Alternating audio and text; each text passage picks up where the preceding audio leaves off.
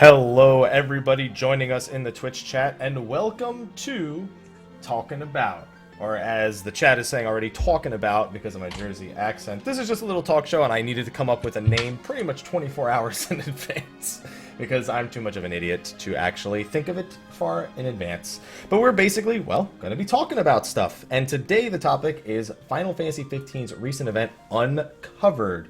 I'm joined by NukemDukem, a fellow YouTuber and broadcaster, who was at the event. We sat about 2 seats away from each other. Let's switch this over to the live so you guys can get a look on his mug. Nukem, how you doing today, dude? Hey, what's going on? Happy to be here, Mr. Happy. Thank you for inviting me on board, and hopefully I don't make all the Final Fantasy fans too angry.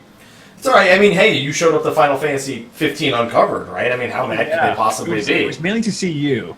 Oh, yeah, of course, yeah. That explains why you were 2 seats over from me. Yeah, you know, you were getting kind of creeped out, so that's why you had Melissa between us, but it's fine. It's okay.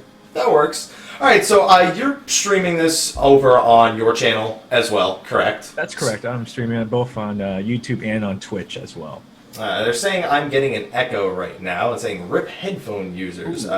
That is probably my bad. I think I know what is doing that, and I will fix it right You might have now. to mute a stream or something like that. That will be mine, and it is fixed now, so we will hopefully get that remedied in a second here. I'll wait till we have the chat's approval to continue. I know exactly what caused the issue, and it'll probably happen again when I actually switch over to mine. So when I switch over to mine to actually say something, I'll probably just fix it up before we actually get started there. Apologies for the audio errors there. It happens whenever I set up a new scene. That's why I should really make this global. But anyway, guys, Okay. On that note, we are going to be talking about Final Fantasy 15 Uncovered. But before we do, you're streaming over on your channel. I'm streaming over on my channel. Yes. Why don't we introduce ourselves to each other's communities so that way they can get a better idea of who they're talking to. I'll let you have the honors, my friend. Oh, well, thank you, sir. Hi, everyone. I'm Doug, known as NukemDukem. You might know me more on YouTube. I do YouTube and Twitch, and I'm a Let's Player. I play every brand new game that comes out. Usually, I am allowed to play it 2 to 3 weeks before games come out since I'm really well connected to all publishers. They give me the copy of the game several weeks in advance, and I'm allowed to show you exclusive footage. So that's what I'm known about. And I try to keep my commentary as clean as possible and my community as clean as possible, so it's more like a family-friendly atmosphere. All right, that's what I like, and because I'm going to have an audio echo if I do the focus on myself, I'll just do my intro from this scene. And over on Nukem's, hello, I'm Mr. Happy. I am a Twitch broadcaster. I also do YouTube videos, which is actually where I got my start. I focus mainly on Final Fantasy XIV and RPGs of a similar nature, also dabbling in the occasional MMO and whatever game really piques my interest.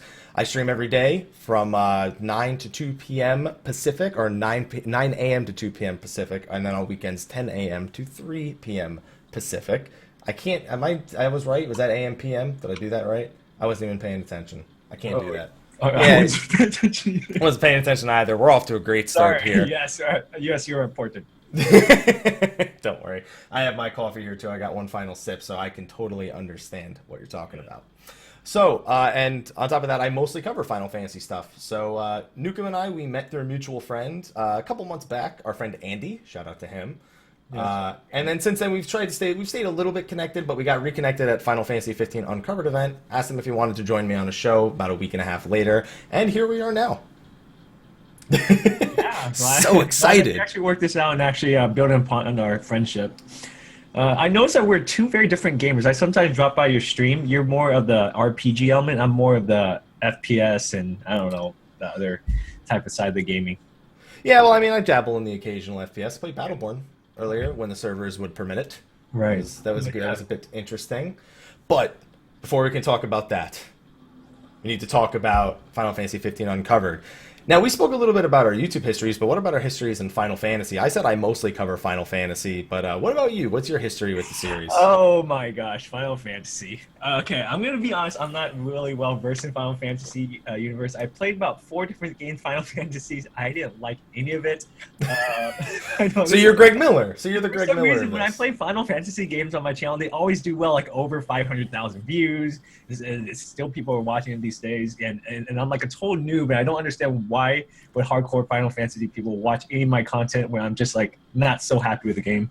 But I was first introduced in Final Fantasy on PlayStation 1 when I was in 7th grade. My friend said, hey, play this great game. So I played it, and it turned out to be Final Fantasy VII. But there was this part, spoilers, you haven't played it on the PS1. There's this part where, you there's this bomb going off. You have to like get out in 8 minutes, and I was trying to run away, and then I keep getting counters, and people are slowing me down, and I have to kill all these guys.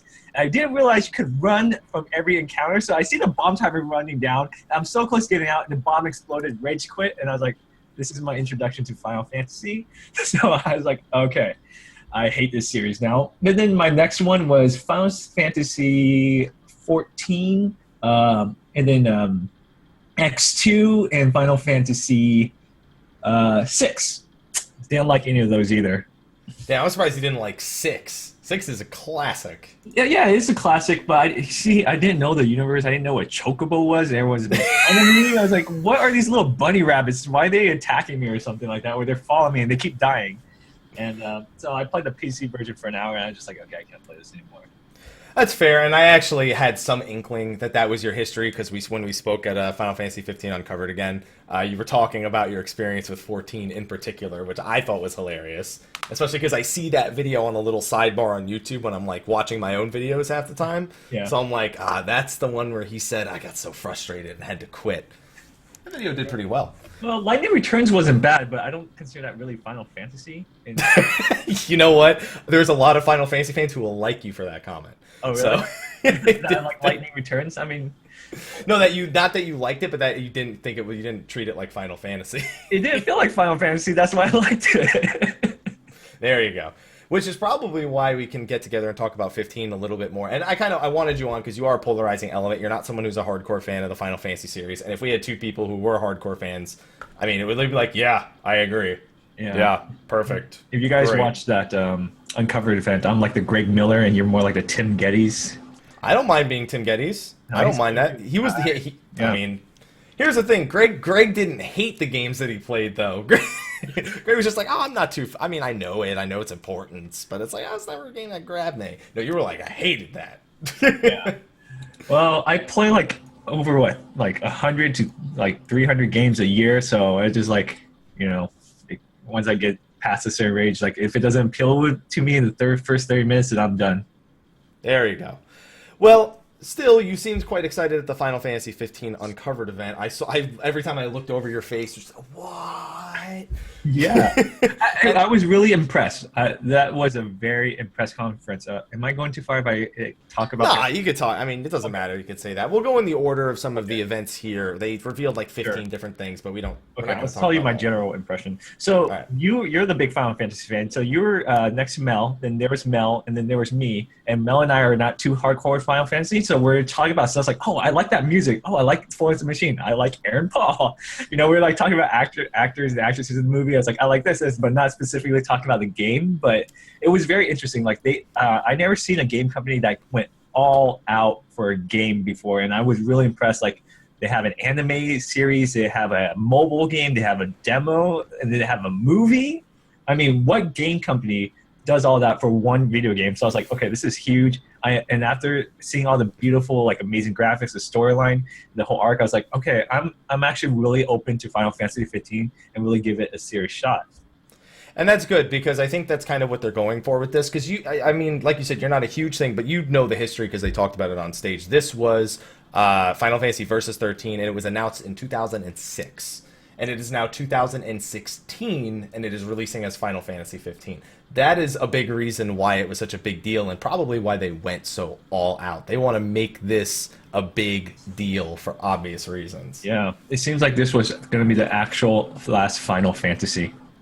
Nah, I see. I'm never going to accept that, because they said that 13 was going to be the last. Like, they said that whole series of 13 was going to be, the last numbered. Well, and Final Fantasy 1 was supposed to be the final Fantasy. I found out that is not true. That is a rumor. It was actually only called Final Fantasy because the director, producer, or creator, Sakaguchi, who we'll talk about in a second, he just likes alliteration.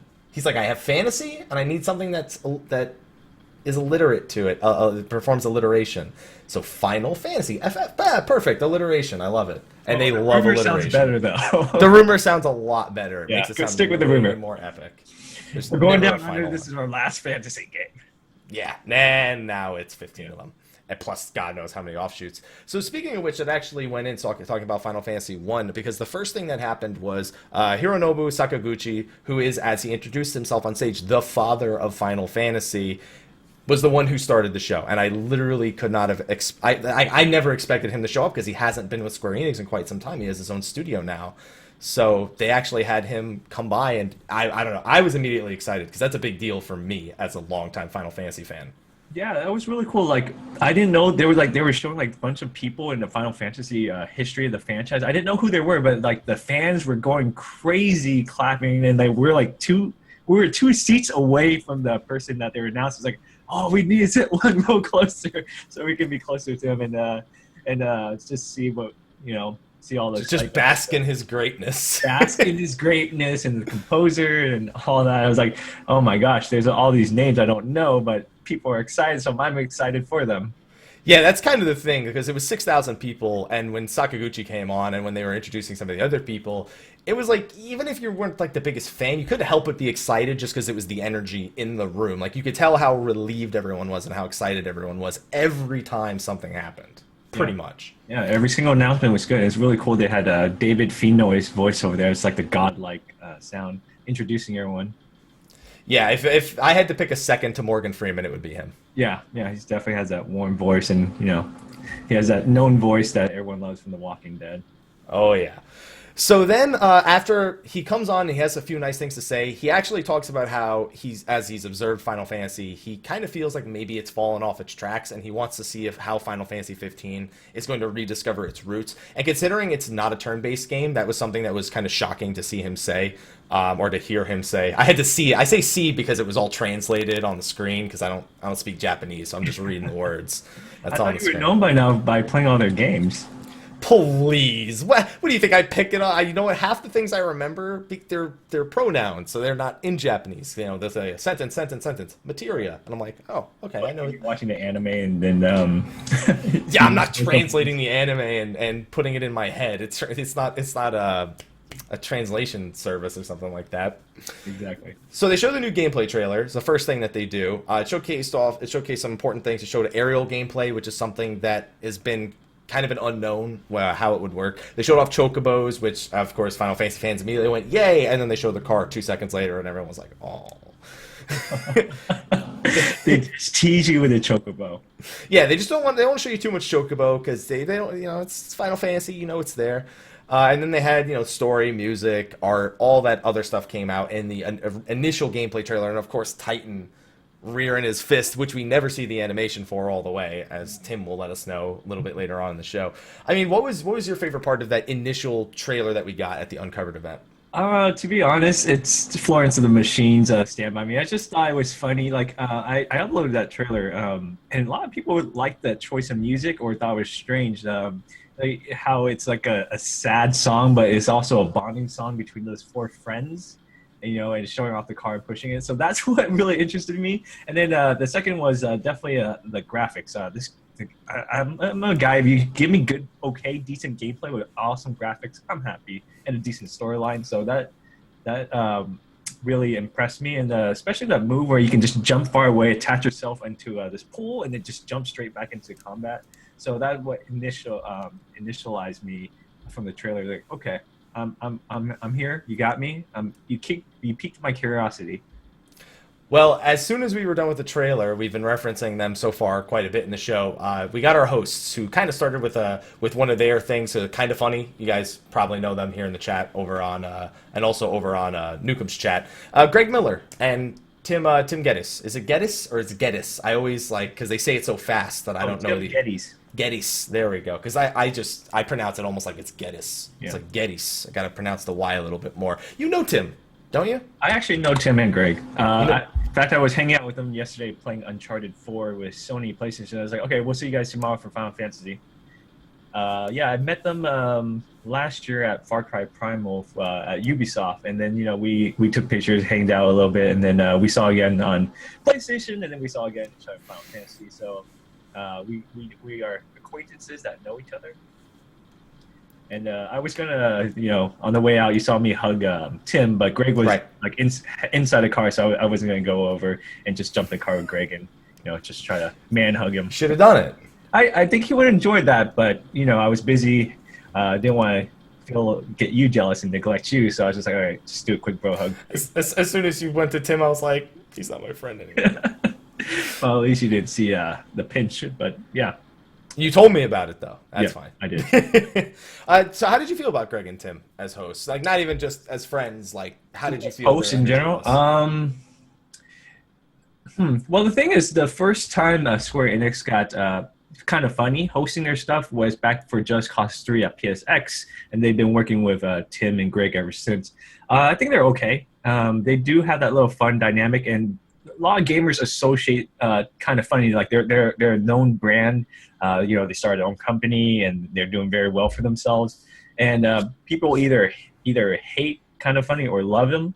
Generally, I think the public loves them enough where people are going to be okay whatever they do. They were okay hosts in my opinion, but they got the job done, essentially. I mean, after 10 years, I guess like that's what we need. We need the job to get done. So yeah. That's a good thing. Well, I like trending like he's Gamer of the Year, or was it called? What did he win the title for? I don't remember. Yeah, I think or something Influencer of the Year or something like that. But yeah, that's a pretty big reward because there's a lot of influencers out there nowadays. That's a big reward. He beat out Markiplier and Total Biscuit for. That's now if that's not a thumbs up from everyone, I don't know what is. Yeah. What do you think? What did you think about the hosts in general? I liked Greg and Tim. I always like when people don't take it too seriously. One of my biggest complaints about Square Enix, as recent as E3, was that when a lot of the times that they don't bring on somebody outside of the company, they just seem so stiff, and they just seem like they're there to give you the information, walk off stage, and they're done. And I've criticized Square Enix for that so much. Their presentation and their PR at events like that just has not impressed me. So it was a breath of fresh air to have Greg and Tim bring energy, bring fun, and bring excitement to what I otherwise expected to be just a fall flat, here's the information, get out kind of show. Humor, like we're so used to it from like press conferences where like a developer or someone big from studios just give a presentation and then walk off. These guys definitely add personality. What the gaming industry is starting to realize and incorporate more influencers, like, hey, there's more people about influencing and making this more exciting entertainment that like where gamers can relate to each other, and they've offered that little dynamic. Yeah, and I definitely feel like they captured that. And then as soon as they were on the stage, after cracking a few jokes, introducing themselves, we got into more information. And this actually goes into the art, the person who we were sitting just 2 rows behind. And we were probably on camera waving at some point when they were standing up. We got some original art by Yoshitaka Amano, who I'll just reintroduce him to you. He does art for pretty much every Final Fantasy. He does original concept art, and it's usually very intricate ways of interpreting the story and the ways that it pans out in the main theme of the Final Fantasy games. And they even did this thing where they did like 3D effects for it, and we were going through it, and immediately I was thinking, if I have to do this on VR, I'm going to throw up.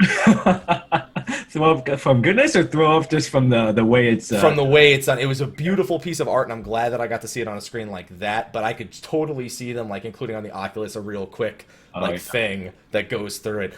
The art was beautiful, and we sat 2 rows behind him, and he just stood up, and we were just like, hey, important people are sitting right in front of us. Oh my gosh, I could touch him. Okay, I was a little closer. All the knowledge of Final Fantasy. You want to get thrown out? Yeah, you can touch him, absolutely. And even funnier story, I don't know if you were around, but in the post show, Mel and I were sitting down, we were kind of waiting to figure out what we were doing, and somebody from the Square Enix staff actually came over and started speaking Japanese to her, just randomly. And Mel looks at me and she's like, and she knows Japanese, so she knows, but Mel knows Japanese, so she answered. And so then the woman speaking switched to English, and she said, wait, you're not a personal friend of Yoshitaka Amano? And she's like, that's not me. I was like, what are you doing? No. Say yes. Say yes. Say yes. And then I go with you. Exchange contacts wherever that person is. Sounds important because a lot of people there were press people. But I was curious about that, why they specifically went up to her and thought that she was, unless Yoshitaka Amano made the mistake and sent someone over to get her, which is what it seemed like. Yeah. But she was honest, and we just we didn't get to enjoy his company after the show, unfortunately. But it was still cool, and I remember seeing your face during the art. Every time something was announced, you didn't even know what was going on. You're just like. I can't see your face right yeah, now. I know you What can't see face my are you face. They making? can see my face though. Well, actually, they could see they could see Devil May Cry, whatever. So then we had the music, and you already said that you loved Stand by Me. We also found out this probably doesn't mean as much to you. Nobuo Uematsu was brought on, and he didn't do any music. Final Fantasy 15. Now, I know you that probably doesn't mean much to you, but to Final Fantasy fans, that's a big deal because almost everyone expects some sort of composition from Uematsu whenever a new Final Fantasy comes out. Right. Wait, And you said they brought him on, but they didn't use any. well, they brought him on the screen. Like they Okay. showed the video of him apologizing but telling us to enjoy the composition otherwise. That being said, Stand by Me was a huge hit. It was. It was. A lot of people loved it. Now you know that's not an original song. I thought Florence Machine was that black singer. Sorry for the artist name, but What, Ben E? Ben E. King? You thought they were Ben E. King? oh yeah, he just changed his voice. You know. Yeah, and he got Like, and, oh man, and he still got it. and he turned into a woman 56 years later after Yeah. making the song as well. Yeah, Stand By Me was actually a cover that Florence and the Machine were doing of the original song Stand By Me by Ben E. King. It's been covered a lot over the years. I actually had to learn that after Stand By Me came on as well because a lot of people recognized the song and I'd heard it, and I knew it wasn't original, but like I couldn't pinpoint where it had actually come from. No one knew which composition was, but they just enjoyed the song going along with the trailer. That would just made it fun. Like audience was really laughing, hearing that song going along with the trailer. And it's one of those songs that you would never expect to hear in a video game too. But when you do hear it, it's like it's just I feel like in context of the game, it'll probably be a much sadder song. But in context of the trailer, it was hilarious. It was unfortunately hilarious, but it wasn't because it was a bad track. It was just the way it was used. But I thought it fit very well in the trailer, and it was good to see Florence and the Machine on the screen talking about their experience with video game music and whatnot. I think it's a great track, and I hope that Final Fantasy 15's got a lot of other tracks that are memorable. Because again, big thing with Final Fantasy. Yeah, well, they do have a lot of memorable music, right? Since you know the whole history of it. Oh yeah, they do. Yeah. Like I always thought. I'm sorry. Did you want? every game has like some sort of track that everyone remembers, whether it's the Final Fantasy 7 battle theme or it's Dancing Mad or it's the Xanarkin theme from 10. Like everyone remembers everything that comes out of Final Fantasy, and everyone has a favorite. And they have ones they don't like. It's a big deal. So it needs to always have good music. It's like a mandatory piece of Final Fantasy. Well, for me, when I think of Final Fantasy, I just think amazing cinematography, cinematics. There we go, cinematics. Like I don't know, they always have that little that beautiful touch of the characters, where they seem like goddesses or gods in their cinematics, and that's why I know Final Fantasy. Like, oh, whenever they have TV commercial or promoting games, like, dude, that is very beautiful. No, don't say TV commercial and beautiful because it just reminds me of the Final Fantasy 14 live action commercial, which was. Okay, I'm talking about cinematics. I'm not talking about live action. I can't remember the last time I saw an actual commercial like on TV for Final Fantasy. Like you see it on like YouTube and Twitch, but like. Really? Yeah, I mean, then again, I don't watch TV very much, but I mean, oh yeah, no one does. I pretty much just see like Battlefield, Call of Duty every time I freaking turn on a TV. It's like if I'm going to see an ad, it's for those games because of the amount of money. It was a long time ago when I was a lot younger, but I was always impressed by the beautiful characters they showed off, and it's still here today. I mean, did you, the movie that's coming out? It looks great. It's like one of the best CGI movies I probably. Oh yeah. And when we get to talking about the cast for that, that's going to be interesting because that was a huge shock factor. But before we get to that, they showed off sort of like, I wouldn't say it was live gameplay, but it was more pre-recorded gameplay, not in a trailer format, just like a consistent, like, hey, this is this is that. They showcased chocobo controls where you could drift with the chocobo, which was interesting. The actual driving mechanic, more combat sequences, magic and summons. They showed a lot of things that we've only seen screenshots or tiny tidbits about previously, and we've really not seen them in the grand scheme of how they functioned within the game. So I don't know about you, but I want chocobo. I want chocobo racing as a mini game because drifting is going to add a degree of skill that was definitely not present in Final Fantasy VII. I'm just thinking about Destiny's. Was it speeder race in chocobo style? I'm down. You know what? Forget it. Like it's not an update. It's in the game. We'll just get the We'll just get the speeder races, but with chocobos, so we can race against like Prompto. They got other mini games. I'm sure that they could work in. I think they can racing. add like the driving. If they have a really good driving gameplay in the game, they could do a driving competition that would bring a different audience into the game too. We'll talk about the car a little bit later. I have some thoughts about that from Platinum Demo. Okay. I have some thoughts about that. I wasn't the biggest fan of the car controls, so I hope that's something they show. Like the demo, but we'll talk about it when you're ready. Oh yeah. So one thing that was interesting to me about the gameplay that we saw was we actually got to see magic a little bit more in depth, because they very often spoke about magic, how it's not a one-sided offensive tool. It has to be used more carefully because it actually affects an area around where it hits, and that includes on Noctis's team. And what they actually show is they use Blizzard on a behemoth, and they show him moving slower and he takes damage. But most importantly, it shows your entire party, their clothes are covered in frost, and they have a debuff that's an ice symbol, probably also slowing their movement speed because they just used it point blank. And that's a pretty big important thing, because we've not really had a Final Fantasy game where magic is like, hey, I cast magic on you and it hurts. Now it's I cast magic on you, and if I don't use it right, things are not going to go my way. Yeah, it definitely adds a more level of sophistication in terms of skills, and I think it offers a different playthrough where you just specialize in magic. I don't know if you could do that in Final Fantasy, but it seems like it seems like this game lets you play the game how you want, and you can do multiple different ways where you're just not one-dimensional.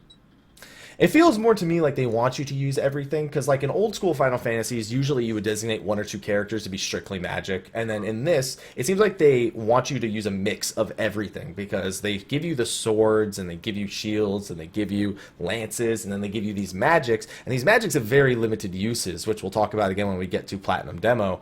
But it seems to me like they want everything. It's more like they want you to feel like the world matters when you're using your abilities. That's why you can warp to the towers, and why when you cast magic, maybe the rain puts out the fire, or the enemy is covered in water, so he's taking more damage. So they want you to feel like your magic is affecting the world around you. Although it's probably not going to be like Red Faction style, where stuff starts falling down and breaking. It's going to be a little bit calmer than that. Right.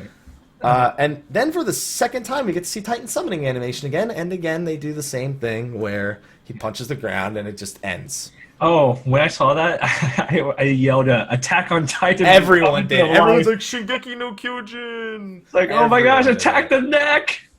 Just go for the neck. Behind the neck! The thing is, it feels like people are so surprised by that, but that is not the first time we've seen Titan. That's what's so confusing. Everyone's like blowing up, but I guess it's the people who haven't really followed. Like, you've only played Platinum Demo. You don't even think you've played episode Duskai.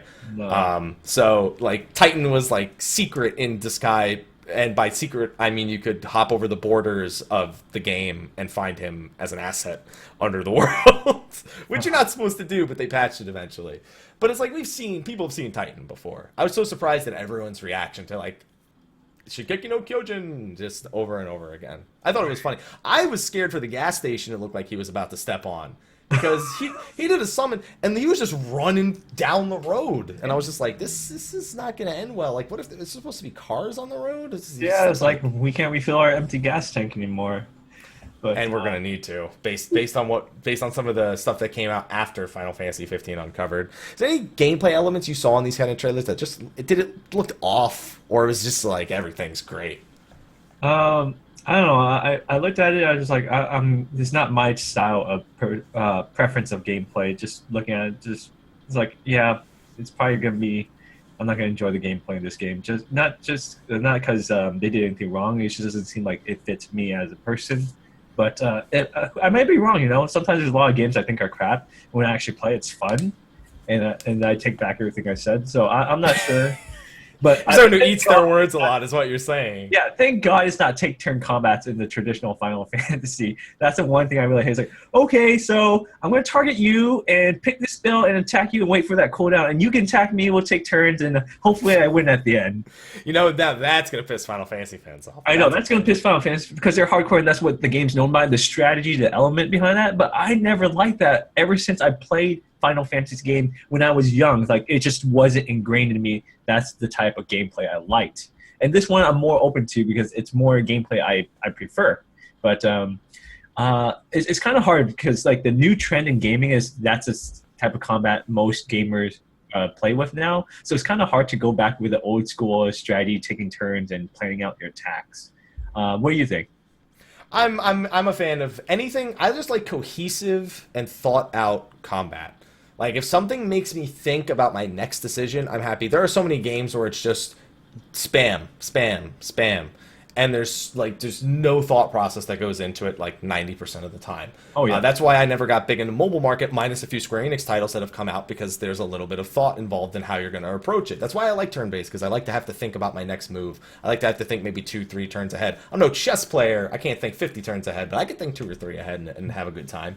yeah. But that being said, I've always been someone who grew up with Final Fantasy. I first played 8. I got into it pretty late. I played 8, 7, the 9, or 8, 9, 7. I can't remember. And then I went back and played all the classic ones. Then I played all the new ones.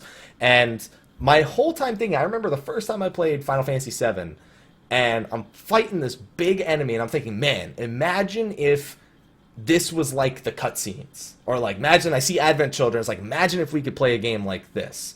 And then it happens, and I feel like I knew a ton of people growing up who thought that. And then I go on the internet, and it's like, this is stupid. It's like, I want a game that looks like I'm playing Advent Children. Like, I want that, and this looks like it's going to do that. So I'm hoping that it executes on that. Yeah. Well, So- yeah. How was it like playing back in the old console days? Going Man. back to all that, was Let- it a tough transition? So you shared a very poor experience with Final Fantasy 7. I'm going to share a very poor experience with Final Fantasy 8. Okay. So I was playing Final Fantasy 8. I was on the 4th disc. Uh-huh. And my Oh cousin my gosh, comes you in. had to like change disc. Yes, you had to change discs in Final Fantasy VIII. Well, I had to change discs in all the old ones, but Final Fantasy VIII had 4 discs. And I'm on the 4th disc, I'm progressing through it, and my cousin comes over, and my cousin had never played Final Fantasy VIII before. So, thank you for taking your time out to welcome somebody back for the 1 year in my chat, by the way. Well, you always gotta support the fans, and Damn right. the fans that support you for that long, they need to be shown their respect and their thankfulness. And he's in the middle of a thought. I got this. Yes, I got this. Continue, and please repeat what you said because I wasn't listening. All right, so I was playing Final Fantasy VIII, and I was on the 4th disc. And, I'm progressing through, and my cousin comes over, and he had never played Final Fantasy VIII. He had played 7, but he hadn't played 8. So I'm like, you know what? And everyone already knows where this is going. Make a new game, and you can just play through however much you want. And he's playing through, and I let him play for like 4 or 5 hours. He was making it pretty far. And then finally, the dreaded event happens with when you used to let people play Final Fantasy games with your memory cards, is that they will overwrite your game by accident, and there's no way you're going to fix it. Did you not have block space? I had block space, but what he did is he just spammed X on the save screen because, eventually you get into that mode where that you want to save. Like, okay, I just need to get out of the save screen so quickly. And he saved over my 4th disc, and that was like 30, 40 hours in. And then I was so angry. I opened the PlayStation, I broke the disc, and I was like, I'm fucking never playing this shit again. You were mad at your cousin, but I was like, "What are you? No!" Oh my gosh! I literally hulked out. But before that happened, wait, what? Was the Yeah, game? that was actually my second time playing through the game, but it was still 40 hours of my time that was gone. And then I had to borrow the first disc from somebody else because it was the first disc I broke, so it wasn't even like I could start again. And the most important disc of them all. The most important disc was the one that I decided to rage on, unfortunately. Can you imagine if you just recorded yourself and put that on YouTube all these years ago? If only that had been an option, I absolutely would have done it. But now it would be staged as hell, so it wouldn't even be worth it. Yeah. Unfortunate. Oh, well. All right, so while we're actually looking at the gameplay, then they start showing us the different areas of the game, stuff we'd kind of already gotten glimpses of in the trailer and the gameplay elements. But they showed a lot of areas along with the day-night cycle, weather effects, all the things that we've kind of been looking for more information on. I don't know about you, but I was almost scared at the amount of areas that they showed us and the difference in the scope of the areas that they showed us. I don't know about you. I don't know if you've played through like Witcher 3. I did. I love Witcher. You did? A year from me last year. All right. So Witcher 3 was one of those games that I felt like, okay, I like big worlds. Sure. I think maybe they overdid it. Okay. because there was a lot of times where it was just empty space, and I had to just go so far to get any place. Yeah. I am more afraid of that in 15 than I am in Witcher 3 because I don't know. To me, it looks like it could be bigger. There's rumors going around that it is literally about 15 times the size of Witcher 3's world. Oh my gosh. Not all of it's used space though. Like this includes mountain ranges between areas and things like that. Like this is an actual scope of like the world map. And if that's the case, I'm a little afraid of having too much blank space or just too much unused space in between actual quests and objectives and whatnot. Do you ever get that feeling regarding like a game that's too big or something? I had never thought about that until you mentioned it. Now I'm getting kind of scared. Because I was like, oh yeah, well I had Roach, but then you could take all these shortcuts. You didn't have to follow the designated path, but there was a lot of fast travel in Post too. But yes, there was a lot of not dead space. Like it was filled, but it wasn't like anything important. Right. So if 15's that big and all you have to do is your car traveling around in dead space, yeah, then it gets a little bit too big. But the thing is, I also see that in gamers' minds, like, oh, this is how the question whenever a new game comes out is like, hey, can we see how big the map is? And I have to show the map of the game. And I'm like, oh, look at how small that. Like Division, like they only gave a small piece of Manhattan's not there. And it's just like the bigger the map is, the less there's gonna be for you to interact with. So I never came across my mind until you said that, but in gamers' mind, developers' minds, like people want bigger, more space. But that's a very good thing to point out. I don't know how I feel about that yet.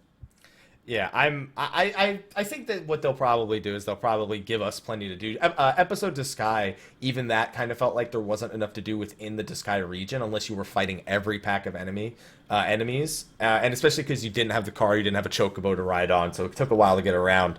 But I'm hoping that they understand that with scope comes. I mean, I understand you want to make a world that's grand and a whole world. Like a lot of the times we get worlds, we get pieces of them. They want us to have the whole world. And I'm curious to see if that backfires and it ends up to a lot of long segments without a lot to do, or if it gives us, or if they want to use that space to kind of allow us to learn more about the characters, which it seemed like they did with the driving, which does have, an auto drive to a location, but you can view segments of the driving sequence to watch the characters talk to each other and learn things about their history and previous adventures they've been on, references to the anime events, reference to his Noctis's father, their parents, and things like that. They want us to believe that these characters are like real people, pretty much. Yeah. All I can think about is the space now. Now that I think about the demo, it's like, have you seen that proposed potential size of the map? It is in no way confirmed, but DualShockers basically using certain elements. They explain their entire creative process behind it. They try to figure out the exact size of the map, and they say it's not confirmed, but if it is correct, and it's so detailed that I'm almost willing to accept it, it's intense. It's 20 times bigger than like Grand Theft Auto 5's map. oh my gosh, you could spend your whole career working on every. Can you imagine if you're a person who inspects everything for Easter eggs and things like that? I don't want to imagine that. I would like see, and that's the thing. When I went to college, I went there for level design. Like that was the one thing I wanted to do. I think I would drive myself insane if I had to design something like this. This would be unreal. How frustrating it would be. Well, they had over 10 years working on it. They actually only spent the last 3 years working on 15. Oh, man. It was 10 years of development hell, pretty much. 7 years of development hell and 3 years of actual making a game. I don't know. 3 years doesn't feel like enough anymore these days for a game. It has to be like 3.5 to 4 years these days if you want to make a huge AAA game. Or you could just recycle Call of Duty every year. Sorry. Yeah, had to go there. No, it's totally understandable. Those take 2 years, to be fair. Each one of those takes about 2 years. That's the plan, but usually always end up 3. All right. Before we get on the topic about Call of Duty games, let's stick to Final Fantasy 15. Green screen me in like you did too, by the way. All right, so so next up, after they start showing us this big world, now they want to get us more invested in the characters. Right. And this is when they transition to talking about the anime and the movie. So we're going to talk about each of these, but before we even talk about the anime or the movie as an individual unit, really, like an anime and a movie, I mean, is this a sorry for like 10 years? Oh, really? You didn't like it? Well, okay, so my thing is, I like it. I watched the first episode of Brotherhood. I thought it was phenomenal, and it's actually doing very well over on YouTube.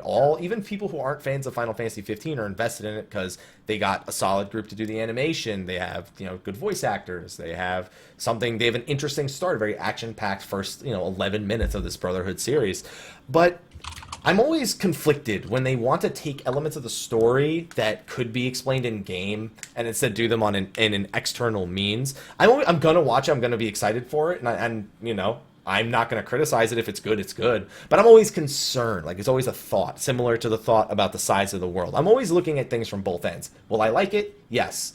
Will other people maybe have different feelings about it? Possibly. So do you have any sort of segmented feelings with the anime taking place before the game and setting it up, and then the movie actually taking place during the game? I thought the movie was before the game. No, the movie is taking place alongside the events of the game. Wait. I thought No, the anime is online and you play the game when it comes out.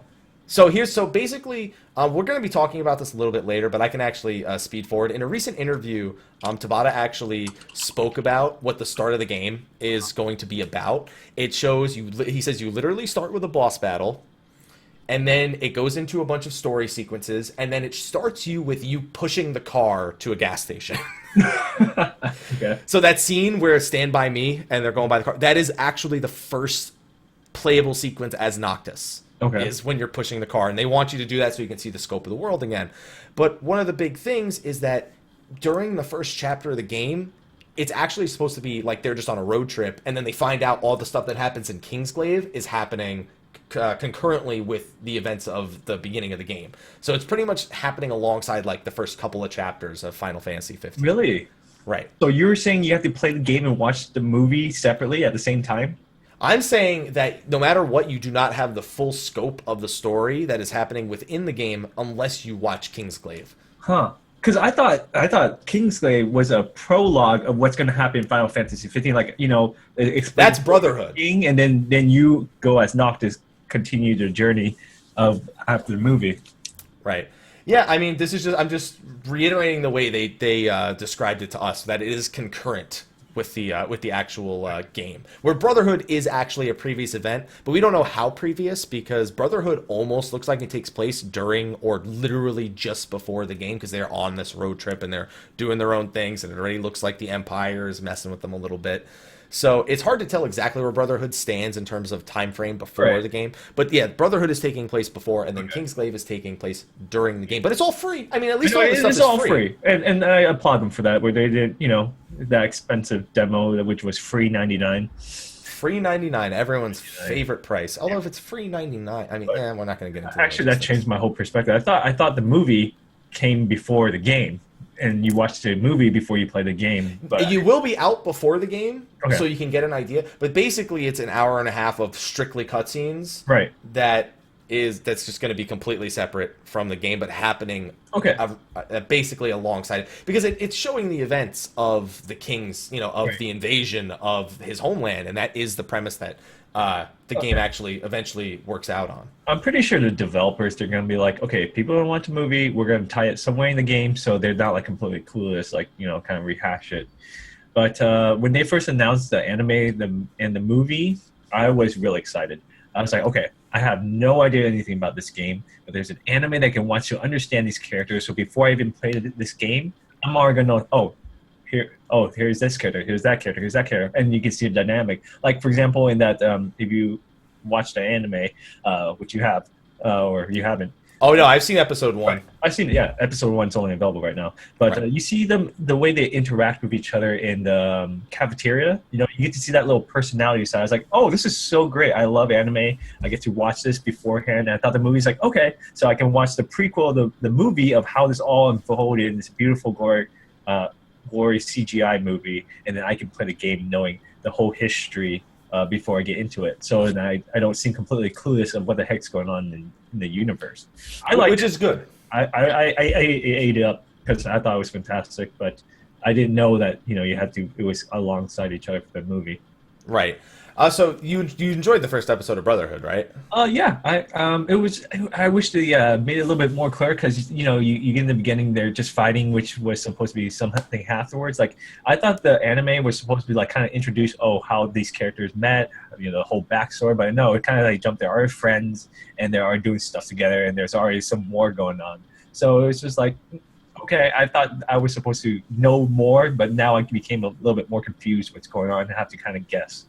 Yeah, it's more or less just trying to show you how they get along. Like it wants you to understand. It wants to make you invested in the idea of four dudes going on a road trip. Pretty much. Yeah, but I kind of want to know more about these dudes in the more story before, like, you put me all these like fight things, which is cool and greatly done. It's just like I don't know what's going on.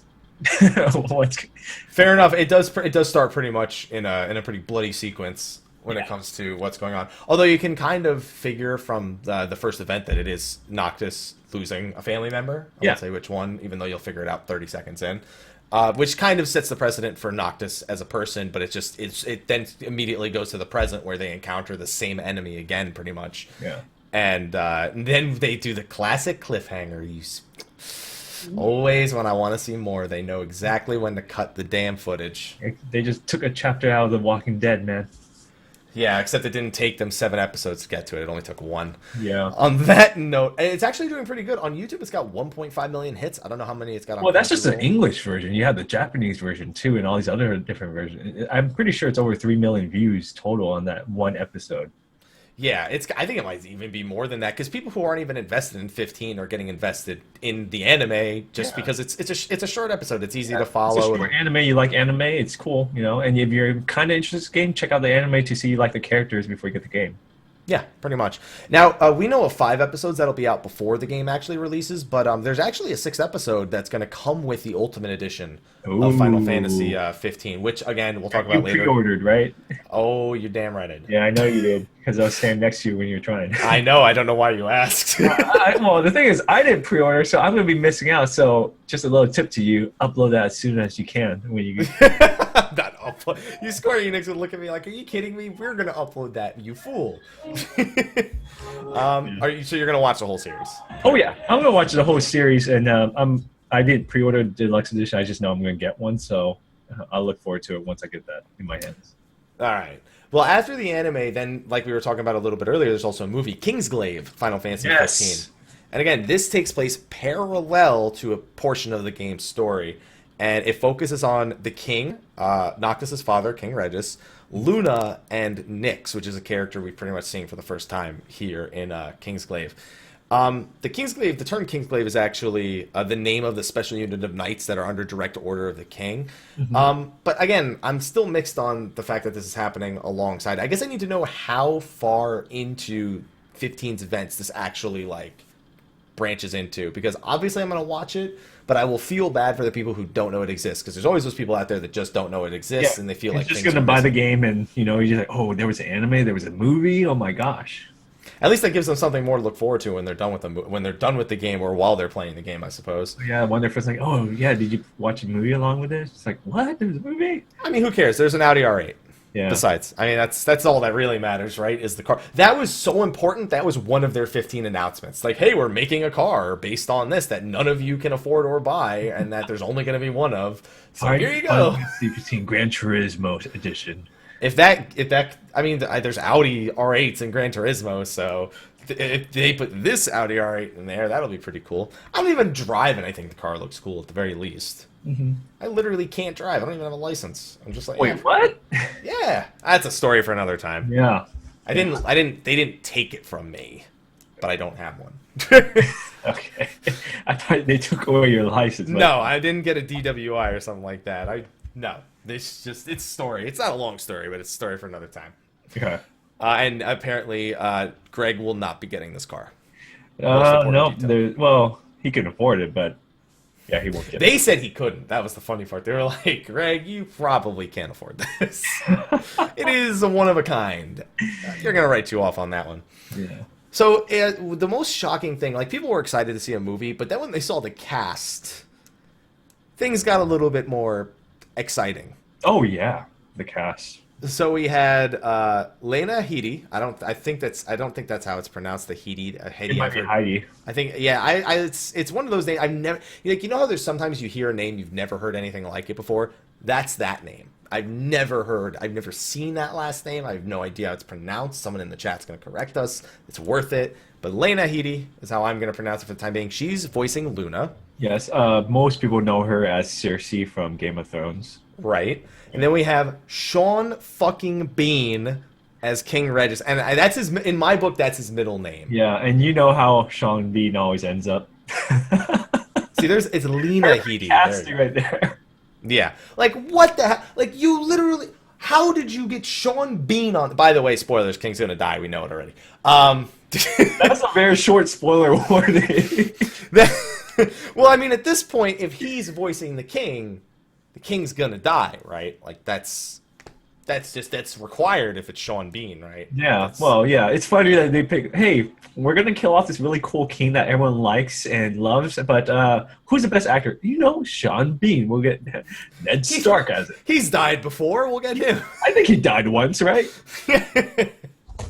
And then we had Aaron Paul, which was probably the biggest surprise for me, as Nyx, who is actually the main character, the main protagonist of Kingsglaive. And I mean, I knew they were going to make a Breaking Bad joke. It had to happen. Oh, yeah. Especially when the game is essentially based around the crystal. Oh, yeah. That was a great joke. I was like, I knew it was happening. I knew there was going to be a crystal joke, but, like, I didn't know if it was really going to happen. Or, yeah. I think they went a little off script with it, too. I don't think it was, like, rehearsed on stage or we're going to say that. I was like, I don't think they want to talk about crystal meth in the middle of this. It's a bad PR move too, but it's also the best marketing move too. Just knowing the way Greg and Tim operate, they tend to go off script and kind of. That's why they're kind of funny. Yeah, they're kind of funny, and they wing it a little bit. Like, you know, they do something on stage and they have an idea, but they also wing it at the same time. Like Greg went off script a couple times too. Yeah, but I mean, it's all in good fun. And besides, it's all in good fun. It worked well. It worked well. Yeah, most people who are watching a show like that and when people go off script, they're happy, which is weird because it's like all the companies watching me like, oh, that's bad PR. But all the people who are actually buying your product are probably like, oh, I like it. Oh, they love it. That's the smartest marketing move that they help promote. Even though it's bad for a PR standpoint. Yeah, they'll be fine. They weren't condoning it. They were just acknowledging that it exists in some capacity. Yeah. But Aaron Paul, I was like, I wonder how they landed on Aaron Paul. Because now I'm gonna be watching Kingsglaive and all I'm gonna hear is get in the car, bitch. And that's all I'm gonna be thinking of the entire time. And that's all I literally looked on my phone as soon as they announced Aaron Paul, and it was just a line of tweets that all just said bitch, bitch, bitch, bitch, bitch. Wow. Bitch, bitch, bitch. Like literally it was unavoidable that was all over my Twitter feed. It was just unstoppable. Yeah. Well, I don't know how I thought it made sense for, you know, Sean Bean and Lena. Yeah, Lena. Yeah, it's like, oh, are you gonna get a lot of the cast from Game of Thrones on here? Then Aaron Paul comes out. I was like, okay, that's an interesting move. And I was like, where's Bryan Cranston? He's next. Yeah, I know. I was like, dude, there has to be. They're coming in pairs. You know, and it's funny. Like Aaron Paul is known for a lot of cars stuff too, so it kind of fits. Yeah. I mean, that's why he's going to be the one getting the Audi. I have a feeling they're just going to do a giveaway with that Audi when the launch comes around. Like, but then they say it wouldn't be ready till like 2019. I don't even remember what they were saying. 2019, jeez. I don't remember what they said about the car. People even still remember about Final Fantasy. Well, when Final Fantasy 15-3 Noctis Returns comes out, then yeah, we'll be fine. Expansion pack. Oh yeah, you remember that car we told you about 3 or 4 years ago? It's finally here. Oh man, so you're watching this movie, obviously. Oh yeah. It looks beautiful. I always like Final Fantasy cinematics, and I'm actually I didn't even give a crap about 15 until I went to this Uncovered event. So I'm in. He's in. I'm in. He's in now, but until I start getting my hands on the actual game, then I'll let you know if I still hate Final Fantasy or not. I'm gonna be watching that video like just with my hands by my face, like waiting for it. Oh yeah. Well, plus I'm also like lazy, so I don't like replay things. I just go first run, so you get my initial reaction to the game. And then, but it's also downside. You see me getting lost and getting mad over it. Like, what is it? That's why they watch, even though online, you right? even though you don't like it. Yeah. They're like, he's gonna get lost. Yeah. Final Fantasy 14 is my biggest viewed video with over 700,000 views, and it's an hour of me getting lost and have no idea what to do and never saw combat once. Oh man, that just makes me think of the YouTube comment section is like, come on, man, this is so 14 hours of him bitching about cringeworthy. talking the whole time. This is so 700,000 views cringeworthy. on it. I love it's like I had to turn this off at 20 minutes, and then they quote something from like 50 minutes into the video. It's like bullshit. Yeah, but the thing is, people want to see when's part 2 coming out. I was like, there was never gonna be a part 2. That's the ultimate cliffhanger. Yeah. You just threw it off the cliff. There was no hanging, and it was just like everyone's like, "Is it coming back?" This never coming back. Oh man. All right, so well, speaking of games, next up, and this is more up my alley. We had a mobile game coming out based on a mini game that's actually in Final Fantasy 15 called Justice Monsters 5. Yeah. This was I was more surprised at this than I was at the movie and the anime. I was like, really? Like this needed to happen? We already got an anime cover. We got a movie. What else we got? Oh yeah, mobile. That's they did that. And with Square Enix loves mobile games. Like I was just praising Square Enix's mobile games because they go above and beyond with mobile games. They actually give you a game and then try to sell you stuff. Like whereas most mobile games just like, okay, you've downloaded our game. Now here's our store. And we're going to make sure we choke you out of every resource possible until you use this store. Square Enix doesn't do that, which is why I look forward to Justice Monsters 5. Yeah, it's free too. You just have to pre-register. Yeah, free. We'll see how long that lasts. We'll see how long before I'm like, okay, do I want to spend $15 on this? Because I'm at that crossroad right now with Kingdom Hearts Unchained Key. Like, do I want to spend $15 right now? Wait, they're actually going to charge for it? Well, no. So, I mean, I'd imagine there's in-app purchases. I'd be surprised if there were no in-app purchases. Well, yeah, they got to make their money back too. Yeah, that's what I'm saying. Like, you play the game free, and then you're finally like, do I want to spend $15? You get one more ball to use. I get one more ball. Yeah, that was the thing. I had no idea what was going on when I was like, there's lasers, and there's damage numbers. Yeah, and I thought it was a game within the game, you know? And now it's a game outside of the game that is in the game. Yeah, so you can play the game that's in the game within the game, outside the game in your pocket. Pretty much, yeah. I have no idea what's going on. I just stuff. To me, I thought it was pinball for a second. I was like, it's not pinball. I thought it was a pinball. well, okay. I see. I can't even tell you it's not because I can't even comprehend what I saw. It's a pinball with special moves and buttons and getting points and bonuses and get your record online for the world and spend your life on it. So from what I could gather, the reason it's called Justice Monsters 5 is because you have 4 party members in the back row, and then you have the ball, which is your 5th and final like party member. And I just that's it. That's all I could gather. And you shoot lasers and special attacks, and that's it. And it looks did it look fun to you? It looked fun to me. I don't even know. I was like, I don't know. I'm not a big mobile game guy, but I was like, oh, sorry, I guess I'll cover it.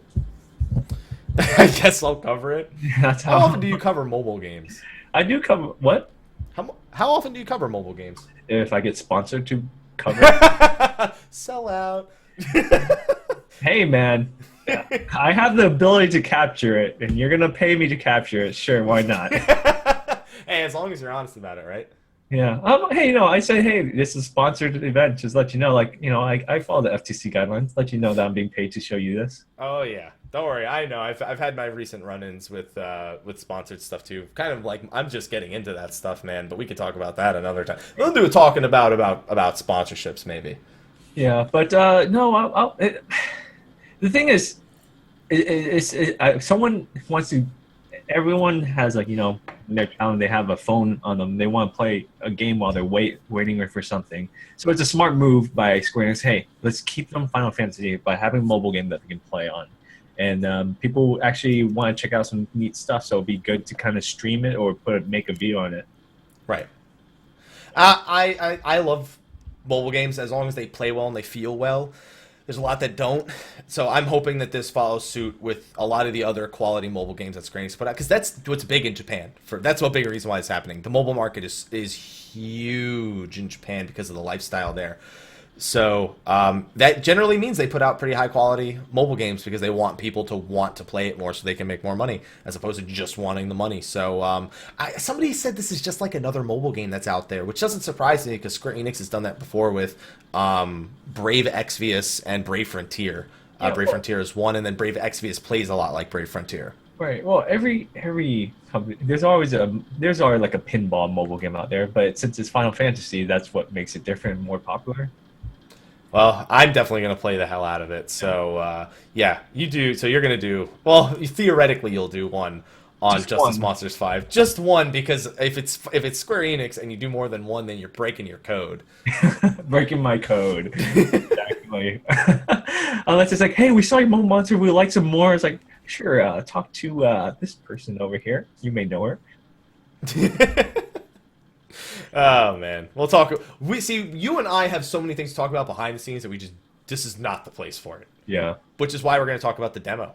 Like, oh yeah, demo. I talked to a lot of other people who are in media about that demo too. Right. At a recent event, but I'll let you go first. That means he's got a loaded cannon, is what that means. So the demo itself. Now this is the second demo that they put out. You didn't play Episode to Sky. Oh, I didn't even know there was a first demo. The first demo, well, this is drastically different from the first demo. The first demo, it gave you a section of the world, and with the ultimate goal of fixing your car by slaying a behemoth. They also eventually patched that demo to add in new updated combo attacks, new side quests to learn more story, and a new fight against a monster called a Katoblpa. Or Catobal Pass, or whatever the hell. I can't pronounce it. It's Catoblpa. I can't pronounce things, guys. I get made fun of for it enough as it is, all right? It's the Jersey. We're too stupid from Jersey, all right? We can't pronounce things. So this actually changed quite a bit. So yeah, but wait, you played through it, right? You did play through it. Yeah, Platinum demo. You finished it. Okay, yeah, it's Final Fantasy, so I had to make sure that you actually finished it. Yeah, thank God it was short. So I'm gonna...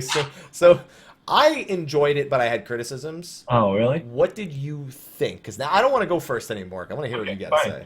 I didn't like it. I thought it was really bad. Oh yeah, what about it? Well, they made a kid version, which I understand, but I think I know where it's going. I think I know where you're going with this. I don't know. It just didn't feel right. It didn't feel. Chris, I mean, the graphics are always gorgeous in Final Fantasy games, in my opinion, but I just couldn't get into it. Like, what's the point of collecting crystals if all I'm going to do is just turn in little monsters that didn't control well, didn't feel well attacking, there was no bar on it. And then, the hammer versus the sword, it didn't really made a much difference in the combos that you did with it. The weather's changed dynamic. It's just like, okay, I'm going to change it to rain, or I'm just going to change it to night. I'm just going to change the day. And it didn't feel right, or the environment didn't feel right. The boss battle at the end, it was like, okay, I'm supposed to be dead. I have 0 HP, but I just came back to life magically. It's your dream. The buttons mapping were terrible. Like, who uses circle to attack? Now, see, that was a big change. Duske originally square was attack. Yeah, I was like, why am I clicking circle to attack? And I was trying that teleport thing because I was live streaming. People were like, hey, teleport to that and go back. I was like, I'm trying, but I can't. And then, I played a lot of Dark Souls 3 before I played this game. Oh, God. And I was like, try roll and dodge. Like, damn it, I keep getting hit by everything. I did that so much. I kept trying to fucking hold square. Because here's the thing, square is defend.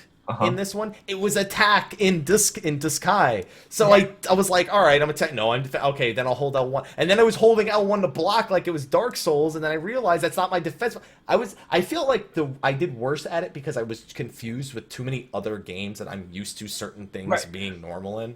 But what game makes circle as your primary attack though? Battleborn has an attack button on circle. And now, granted, it also has L2. Well, I played PC on Battleborn, so. All right. I mean, I did too, but like today it was PS4, so I decided, what the hell not. Yeah. I mean, I'll agree. I don't know if I completely agree with the control scheme. And the rest of the stuff, though, it was like I understood it was more of a technical demo. They wanted to showcase weather. They wanted to showcase what the day-night cycle actually looked like, because those are important things that actually weren't in Diskai, well, there was a day-night cycle, but it wasn't a fully fleshed out one. Yeah, it wasn't a good demo though. It wasn't a demo that was like meant for you to be like, oh shit, now I gotta buy this game. It was like, this is what we've been working on. Yeah, but see, if you're just like That is true. Japanese Joe, games, and you're just like like if they did what they did with Metal Gear Ground Zero, that was a good demo. yeah. No, So actually, you know what? That makes sense. A lot of Japanese games, because circle is confirmed, because, for us, X, we're used to X being the attack button. Right. But in Japan, circle is the confirm button, so it's very often combined with the attack button. So I can kind of, with that mentality, I can understand. But as somebody who's played a lot of action games, it's very abnormal for an action game to have circle as the attack button.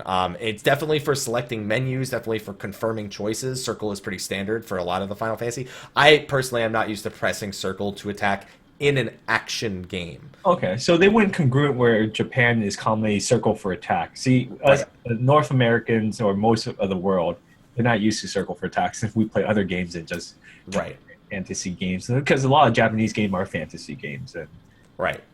Yeah, so it was just a little confusing. It would be nice if they could work in button map changing, but the thing is they have so many things, and they wanted to show you that they have so many different elements to the combat that it's hard to get a hang of at first, because they don't actually give you enough instruction. That was my biggest complaint about the Platinum demo, is there was very little instruction about how to do certain things. Yeah. Like, for example, special attacks. I just kept seeing the special attack thing pop up, and I would just be like, why is it popping up now? And it was apparently if you like hold the attack button and then let go, and then hold it again after, it initiates a special attack. And I didn't know that, so I just kept getting it, and then I would try to pull it off, and I would just die because I didn't understand why it was popping up. It was a very bad demonstration. Like, if you're gonna give me a demo, make me hyped into your game and sell me on it. Just don't give me a tech demo where it's not fully utilized. I felt like that demo was rushed. And there's like, hey, we gotta get this launched up for Uncovered for this event. It's like, okay, it's good enough. Go. Yeah, I didn't think it was that. I think that it was shocking. I feel like I had played too many other games that were confusing my senses when I was doing it, and I would have liked better instruction as to the changes, especially as someone who played Diskai. I was trying to play it like it was episode Diskai, and it wasn't. So, well, yeah, they're giving you two different demos that don't feel alike at all. Right. So, like, what's the game gonna be like? I'm going to assume it's going to be more like the more recent one, but if once you get into the combat, it was actually very refreshing, the changes that had come out of episode Diskai. The big one was aerial combat, being able to use MP to stay in the air and dodge around your opponent. That's the big thing, is another thing that's not explained very well in this demo, and it was something I only knew because I played Diskai, was that by moving the directional, the left analog stick, it changes the way your attack patterns go, whether you do a sweeping motion, whether you dodge backwards, whether you lunge forward. Oh, I didn't even know that. See, things like that. I would just have liked it if it was clearer to people who were actually playing 15 for the first time. It felt more like something that I, as somebody who has played Diskai, needed to figure out on my own based on what I already knew, which, again, I agree, isn't exactly the best showing for the demo. But when you finally figure it all out, when you understand how to stay in the air, when you understand the dodging, what frames you can dodge, what attacks you can defend against, what attacks you can knock them off balance for, it all of a sudden becomes a very complex means of really playing your opponent, their body parts, the different types of attacks, weapon changes that you have. And that was another big thing that changed. In Diskai, you actually couldn't manually change your weapon. The way it worked instead was you set your weapons for different events. So when my first attack will always be with the sword, but when I'm just holding down the attack button, it uses the lance. And if I'm in the air, it uses the big sword, and then you just had to play around that. Whereas this, you can manually change it mid-combo and go into some interesting combinations of attacks, which is really where it showcased its strengths, but it didn't give you enough information to get you there without you kind of going out of your way to do it. Okay. Yeah. So that was my overall thought. The driving for me was the worst part of the demo. Hands down, the worst part. So when you turn into the car, first of all, you're trying to collect these crystals, and your hitbox is only the center of the car. Like, literally the dead center of the car. First problem. Second problem, when you go to deaccelerate and reverse are the same button. That's normal.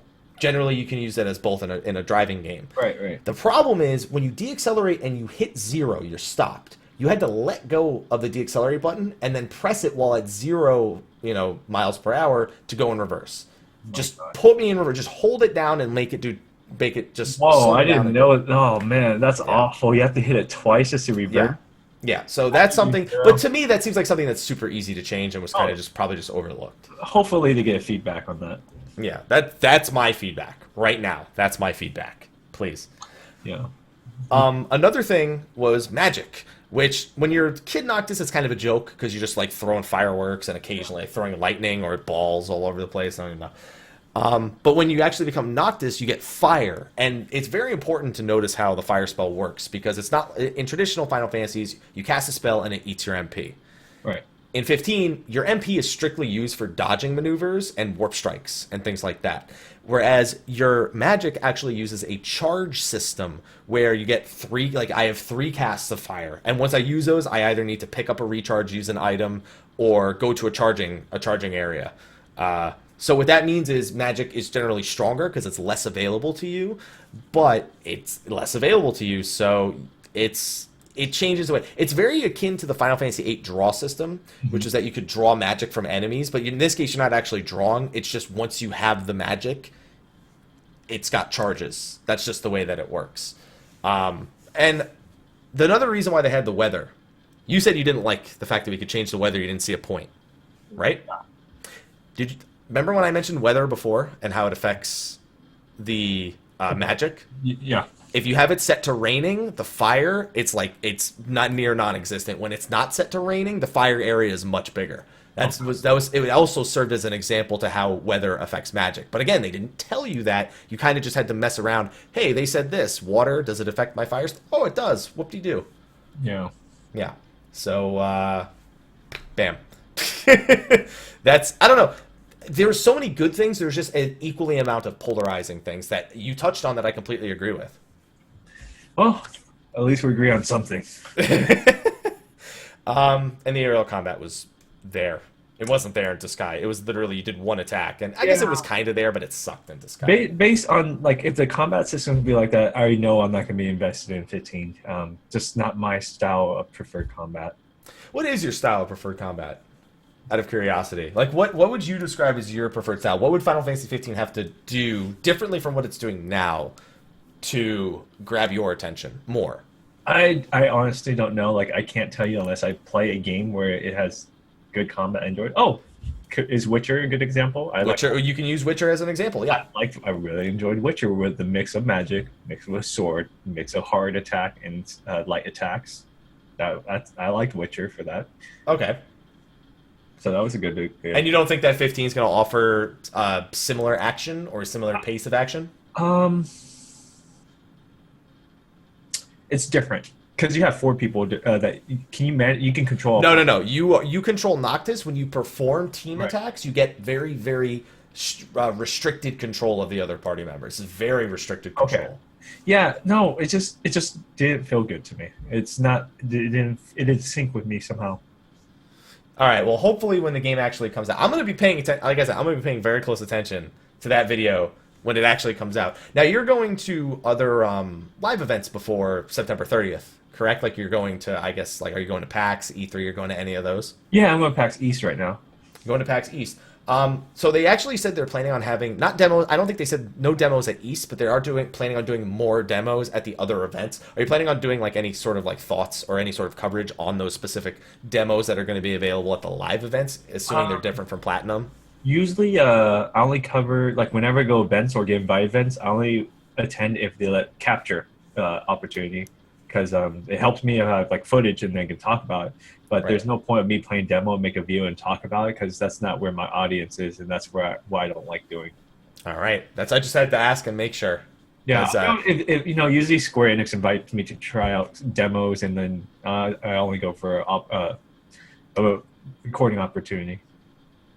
All right, fair enough. Well, hopefully they're listening, and yeah, that's me and this guy. We like going to stuff. We do like going to stuff. I mean, it's always fun to go into this stuff, meet different people and like different personalities, and like it's always fun and meeting different PR people. So that's the best part is networking. Like I didn't care about Final Fantasy 15. The only reason I went was just to meet and hang out with people, and I got to hang out with you, which was great. Hey, and now we're here. And now we're here, and now I'm actually impressed about a game that I didn't care about. Now actually piques my interest where I'm actually willing to try it. Well, hopefully you enjoy it more than you enjoyed the demo. Because the first hour, I hope you understand the first hour is going to have like a lot of cutscenes, but it's going to start you with a boss battle, which is, I guess, a good way of like you should probably understand right off the bat. Is this going to be something I enjoy if the very first thing they give you is a boss battle, even if it's probably going to be more basic than some of the things you'll do later in the game. If they're smart, they gotta make that boss battle doable and easy. Like you're a brand new player to a game and franchise, you don't know too much about the buttons or anything, and But they also want to make it flashy. Is the thing. Well, it has to be flashy, but not overly hard, but doable, challenging enough, you know. Okay. All right. I'm looking forward to it. If they have difficulty settings, I'm cranking that shit right up. That's all I know. Do they have difficult settings in Final I Fantasy? feel like they mentioned that they don't. I don't know, but I'd have to look back on too many interviews to give a definitive answer. Maybe somebody in the chat knows. Usually somebody does. It's the internet. We know everything.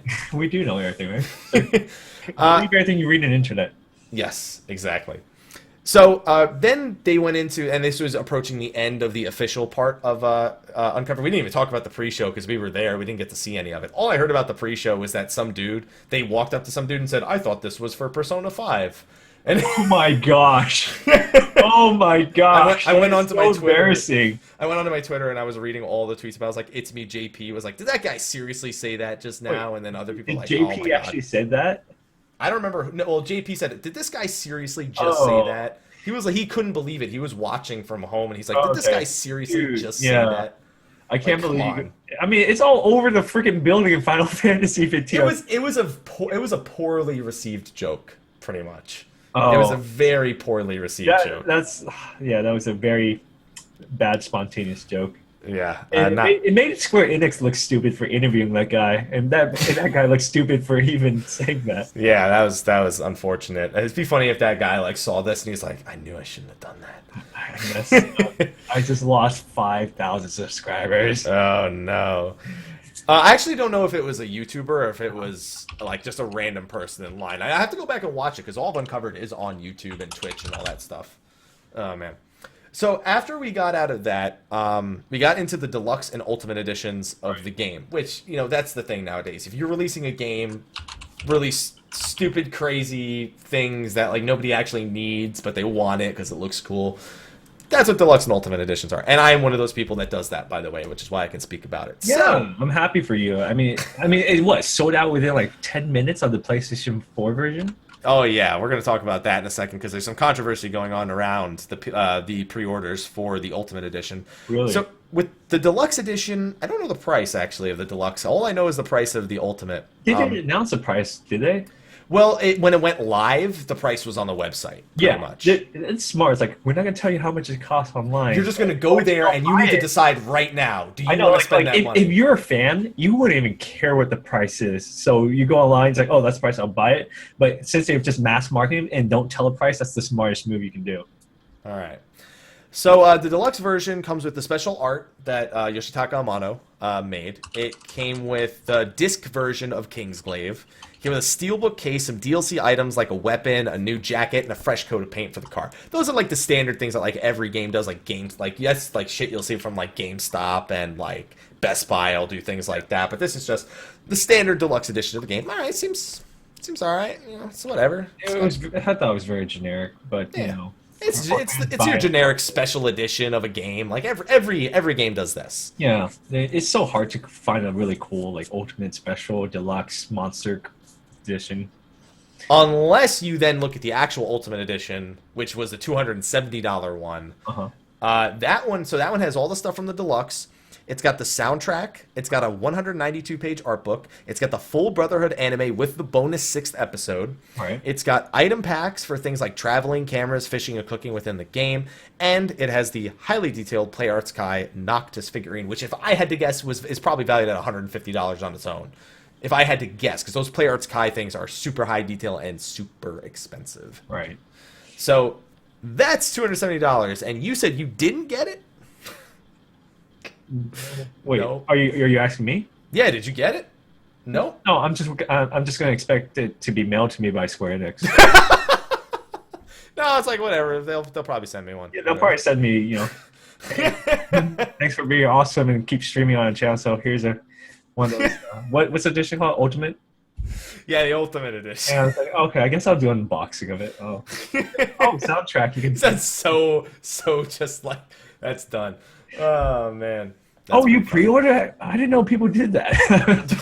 Now I just sound like a dick. It's so cocky. Oh my god. No, I'm joking, guys. I'm joking. I'll probably get one for them. I mainly just since I get so much collector's edition. Damn, I sound more like that. Okay, since I get, I just really care about the actual game. That's why I wasn't really caring too much about the collector edition. I don't like all that clutter in my apartments. I have a lot of clutter already. So, Right. yeah. Well, I mean, Square Enix has got to have a few left over, right? Because there was 30,000 copies, right? I'm pretty sure there's extra couple thousand for the developers, for their partners, for Xbox employees. You better hope, because they sold out pretty friggin' fast. In Yeah. like an hour, they were sold out on the PlayStation 4. Yeah. And I don't know about you, but for a $270 purchase, that's a lot of friggin' people to buy it. Dude, they should have done it $299. Just make it even 300. I mean, I don't want to pay $30 more. Of course, what are you of course doing? not. But just because you're not pre-ordering, it doesn't mean I should pay $30. I said they could have. They could have. But You're just OCD about it. I understand. yeah, and plus probably taxes push it over 300 already. Oh yeah, definitely, and shipping. It's Well, the another thing big is, thing. if you're gonna make something that rare, might as well jack up the price because you know it's fine regardless. Oh, don't worry, eBay took care of that. eBay because- already jacked it up for $1,000 for pre-ordered already for that. If you missed out. So, do you think they're going to produce more than the designated copies, like other than the ones that you say that they probably have on the side? Do you think that they're actually going to produce more copies? Because I mean, it seems like they're thinking about it. Another thing they seem to be doing is tracking down the pre-orders that are on eBay and canceling them. Oh, they're the one knocking it off. Yeah, they're actually tracking down eBay pre-orders. People Uh-huh. who have or who say, "Oh, we're doing this," they're like cross-referencing their information and Right. determining that this person bought it Just and sell it. and is trying to sell it on eBay, and they're just canceling their pre-orders outright, which hopefully doesn't lead to people with false positives. Hopefully they don't do that. They don't fall into a false positive situation. Well, whoever did that, I hope they're regretting the decision to buy like 50 copies to sell online. Are they going to make extras? That's a hard thing. I want to say no. Really? Besides, they had that 30,000. Even though they made tons, I made tons of money off of it. They had that 30,000, and they had that like extra 1,000 to 2,000 on the side for people. Right. You announce it's the exclusivity, and then those hardcore fans got it, and they make it ultra rare and one of the most sought out after thing, and something that you can claim. Like for example, PlayStation had their 20th anniversary PlayStation model, and that sold out within like minutes, and they didn't make any more. Like I think they want to keep it that exclusivity. Well, I mean, but even still, like, I don't think they expected it to sell out in, as the chat is saying, 33 minutes. 33 minutes. And you know what happened? Some people pre-ordered it. It said they got it, and then it turned out they actually didn't have any left. So they had to send people an email and be like, yeah, sorry, we actually didn't have any left when you completed your order. Okay, what they should do is just make an extra 1,000, and people who didn't who said they got through and didn't get it, they should be allotted those copies. All right. I'd say that's pretty fair. But that's got to be like a super crazy good feeling to just... Oh, yeah. And they that's like, what, $9 million right there? Yeah. That's... I thought 30,000 was low, but they didn't know how quickly they would sell either. I like how it didn't sell out on the Xbox right away, though. It's like the PS4 version. How long did it take out to sell for the Xbox version? I don't know if it did. You don't know. No one ever told me that it sold out Xbox, and I know that it's sold out now. Let me see it. This is what we have the internet for, so we don't have to speculate on things. Ultimate Edition, Ultimate Collector. Yeah. Oh no, people are saying in the chat it did sell out on the Xbox, but it took 2 hours and 33 minutes. That's still really good. Yeah, that's really good. That's got to be a huge like boost of confidence to like how well the game is going to do on the market. Right, but imagine how many of those were actually Japanese pre-orders, like people who ordered it from Japan. Oh man, because Japanese players are the one who use PS4, and right, a lot had to go to Japan. I bet you half those pre-orders went to Japan. I mean, even still, like, so in an interview, I think after Uncovered, Tabata said that he would like to see the game sell 10 million, not because they need to revenue wise, but because that's his dream. Like, that's more than Final Fantasy 7 is 10 million copies. So that's his like dream amount, like over the lifetime of 15, pretty much. And I don't know, 30,000 copies at $270 going that fast. I don't know. That's a decent start because then, like, there are a lot of consumers who will never even consider this, and you have to consider the percentage of consumers that will just buy the $60 game versus the percentage of consumers that are this hardcore. It's insane to think that they actually sold this many $270 copies. Like, holy moly! It's impressive, and man, it's kind of tough for them to take back. It's like, oh, we actually made 50,000 instead of 30,000, so there's 20,000 extras. And can you imagine, like, so many fans that couldn't get it are getting it, but then all those fans who got 30,000 are pissed off. Right. Oh man, I just hope that after $270, I enjoy it. How many? If I pay $270 and it sucks, I'm gonna be so angry. Oh man. Oh, and then the least exciting thing was the release date because of fucking GameSpot. Yeah, but again, Greg and Tim made it funny at the very least. Yeah, they didn't make it funny. The thing is, they did leak it accidentally. I'm waiting for more details on that. Okay, because if they leaked it purposely, then they could get blacklisted. Yeah, that's true. Because I'm pretty sure someone like had that. You know, they usually tell the press people early so they can have their coverage ready. Once they announce it, you can go live. Someone actually probably accidentally made it public. So one thing that was pointed out is that the article went live exactly 12 hours before the event. So you know how like when you're posting something to publish ahead of time, right, and it's like got the AM PM. The working theory is that they had it set to AM instead of PM. That's a really like a mistake people don't believe, but it's actually I make that mistake so many times, like mess up the embargo times and release content early. Yeah. It's something that's totally likely, and it sucks that it literally happened. But for weeks before, like there was already rumors going around about September 30th. Like it had already leaked in a sense, but GameSpot posted something that was like totally official. Like they already had all the coverage. Like there's a demo, there's a movie, like everything was there. Yeah. And then September 30th was like the headline. Well, I'm pretty sure it's an accident. Like they usually don't leak stuff like that. Yeah, you know, it's just they're usually professional companies. More Talk that would do that crap. As Greg and Tim put it, they pushed the button early. That was what I loved. I mean, it was honestly they tried to make it exciting by making it roll to November and then come back to September. I was like, oh, did they just change it to 12? I heard you yell that. You were like, it got delayed. Oh, you know what? If GameStop messes up early, you think you know a date? No, we're changing it to you. We're just going to change it just because you guys did that. So everyone is going to blow their minds now. Yeah, and I agree with Chad. It's like, what if we used the military clock? This wouldn't have been a problem. Just use military time. Like, it's 1800. There's no mistakes to be made there. Oh, man. I mean... Why did they push it 1 month earlier? Oh, my gosh. No, there's no way. Apparently, in an interview, they said they picked that date 3 years ago. When they started redevelopment of 15, they picked September 30th, 2016 as their aim for date. Wow, surprised it got leaked now. It was 3 years in the making. I mean, they hit a movie and an anime. Like there's with the high profile people behind that. That's pretty impressive. Yeah, considering how easy for games to get leaked and information get leaked these days, just hiding a lot of information was really awesome. Oh man. But you know what sucks? It's September 30th is actually possibly the worst day they could have released it. Oh yeah. Do you know why? Explain why? Yeah, I know why. Yeah. Because you told me why. You were crying about it. I was crying about it the entire night that we hung out. That is the same weekend as TwitchCon. But you know what? All of Twitter was crying as well. Okay? Yeah, and it's everyone. Backyard too. Everyone was crying. They were like, no, why would you do it the same weekend as TwitchCon? What are you doing? The thing is, people at Twitch didn't even know about that release date either. No, I mean, it's not like they would have changed TwitchCon because one game is releasing. Well, they could have. They wouldn't do that. That doesn't make any sense. And it doesn't make sense for Square Enix to change it because it's Square No, Square Enix wouldn't change it. I think Twitch would change it. No, so here's what I hope Twitch does. Twitch better have literally a giant section that's just for streaming Final Fantasy 15. Like, they need to do that, or people are going to be furious. It needs to happen. I live 15 minutes from the convention center. I don't give a fuck. I'll stream it and then go to TwitchCon like the same day. I don't care. I'll get up at midnight, stream Final Fantasy 15, then just get an Uber and go down to the friggin' convention center. I will do whatever it takes to stream that damn game.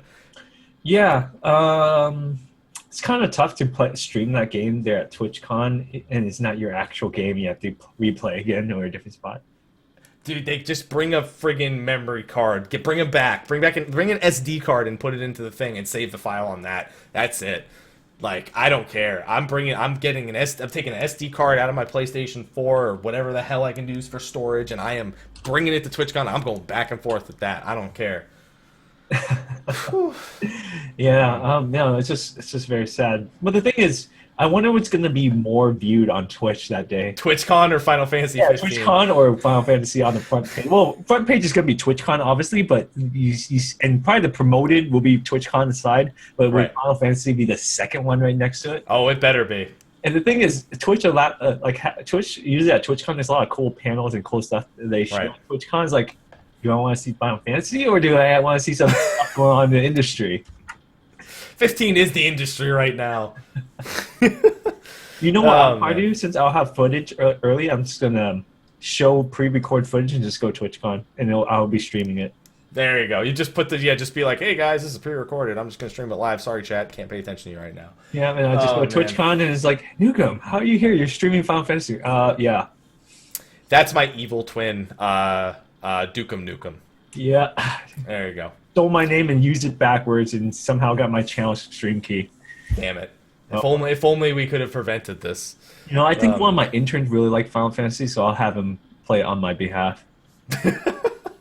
Hey, if you gotta get it, you gotta get it. Like it's gotta happen. It's gotta happen. Yeah. Oh man.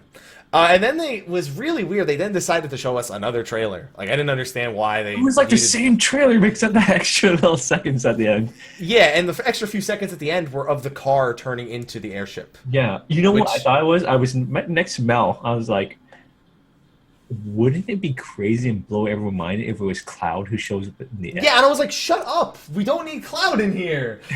Well, see, I didn't know anything what is about the Final point? Fantasy. I didn't know anything about Final Fantasy, and I didn't know the universe was different for every game, and I just knew a lot of people likes Cloud, so well, how about you put a little Easter egg with Cloud in there, even though I didn't know it didn't fit?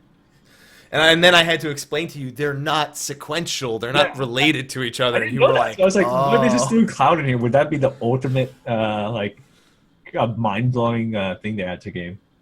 Yeah, mind-blowing. They would have then, all of a sudden, 30,000 copies unpre-ordered.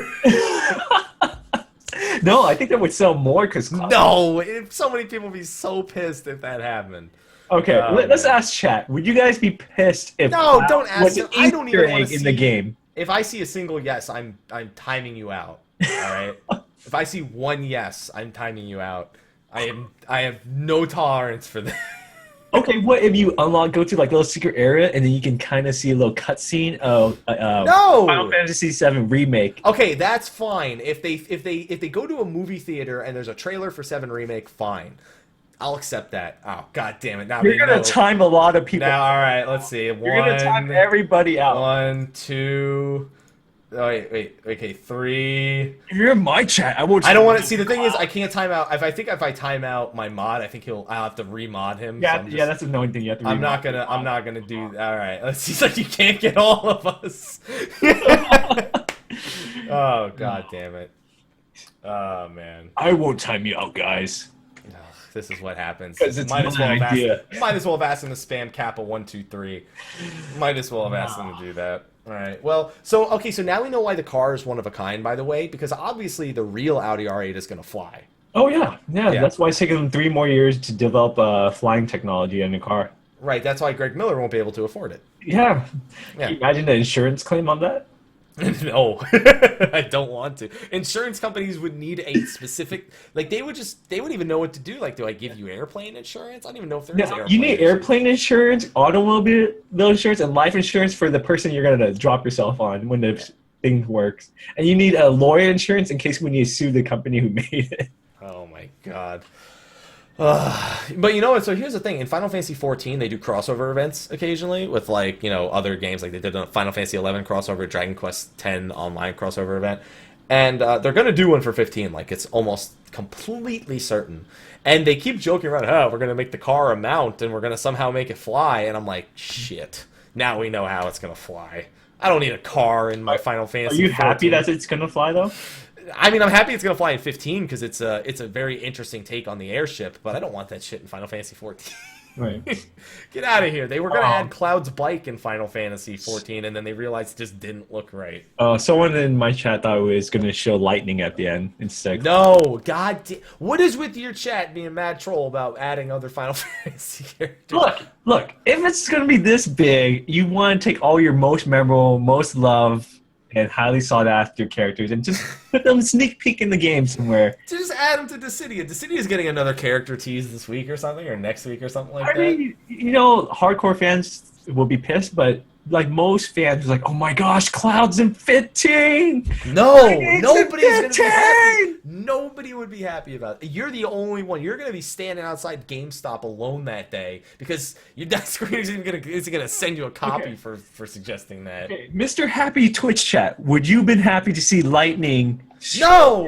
Now they're just gonna say yes because they know I want to time them out for it. That's the only reason they say yes. Fine. Only way we can do this is Twitter poll.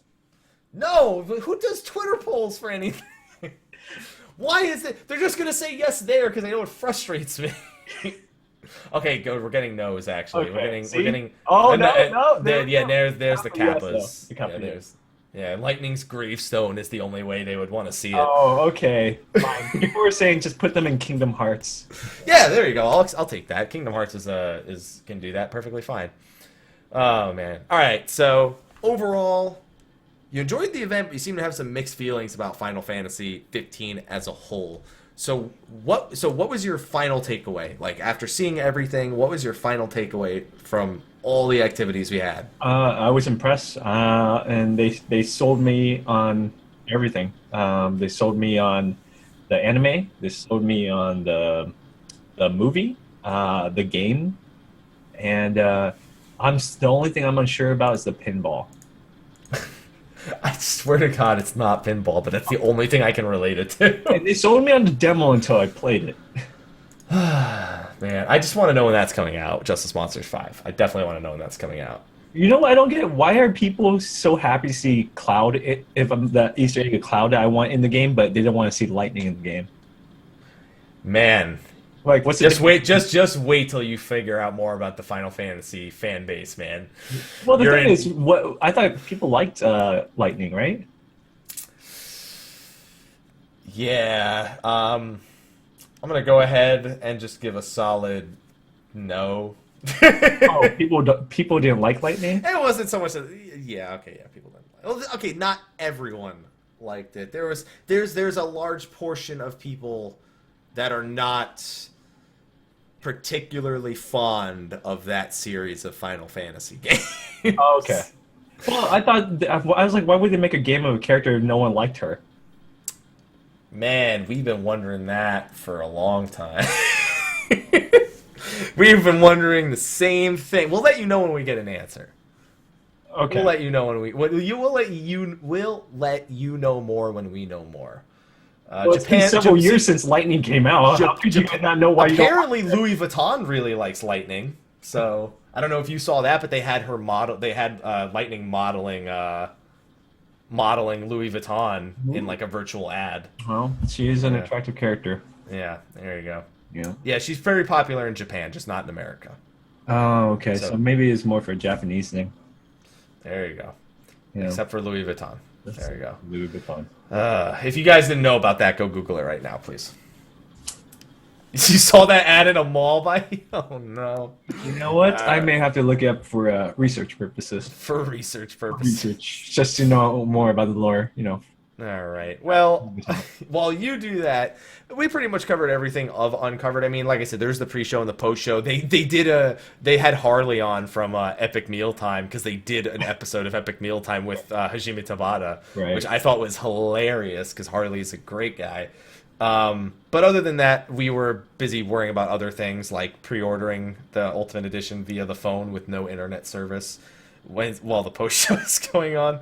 So was there anything in post show that actually really benefited? Mostly just interviews with Okay. people, some bonus videos. It wasn't anything crazy. It was a nice little post show. It wasn't anything bad. It was just um, most people were just they went off and played the demo instead of watching post show.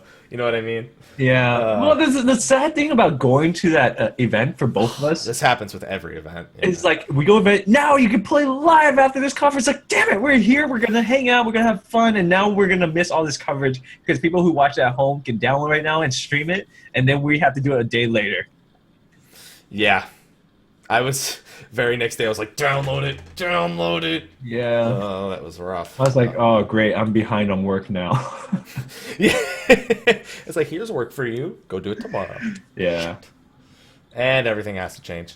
But overall, I was very happy with the event. I'm someone who's kind of like when I see Final Fantasy 15, I'm like, you know what? I think it'll be a good game, but I don't think it's going to be this mind-blowing 10 out of 10 experience people think it's going to be. I think it'll probably be a solid 8 to 8.5 out of 10 in terms of like overall looking at everything as a full product. That's my expectation for the game. Do you think it's gonna be like kind of fall reception like Fallout 4, like when it first comes out, everyone's gonna rave about it and love it, and then like after a couple weeks and months, people are gonna talk trash about it? I mean, that happened with BioShock Infinite too, where it got like these perfect scores, and everyone's like, "This is the greatest game ever made since the first BioShock." And then people started playing, and they're like, "Wait a minute, this game's not that great. Like, Yeah. it's a mind fuck, but it's not that great. Like, it's a solid title at best." Yeah, I mean, I don't think any game deserves a perfect 10 out of 10. I don't think Metal Gear What? Solid deserved it when it got it. I don't think that Grand Theft Auto deserved it when it got it. I don't think that BioShock Infinite deserved it.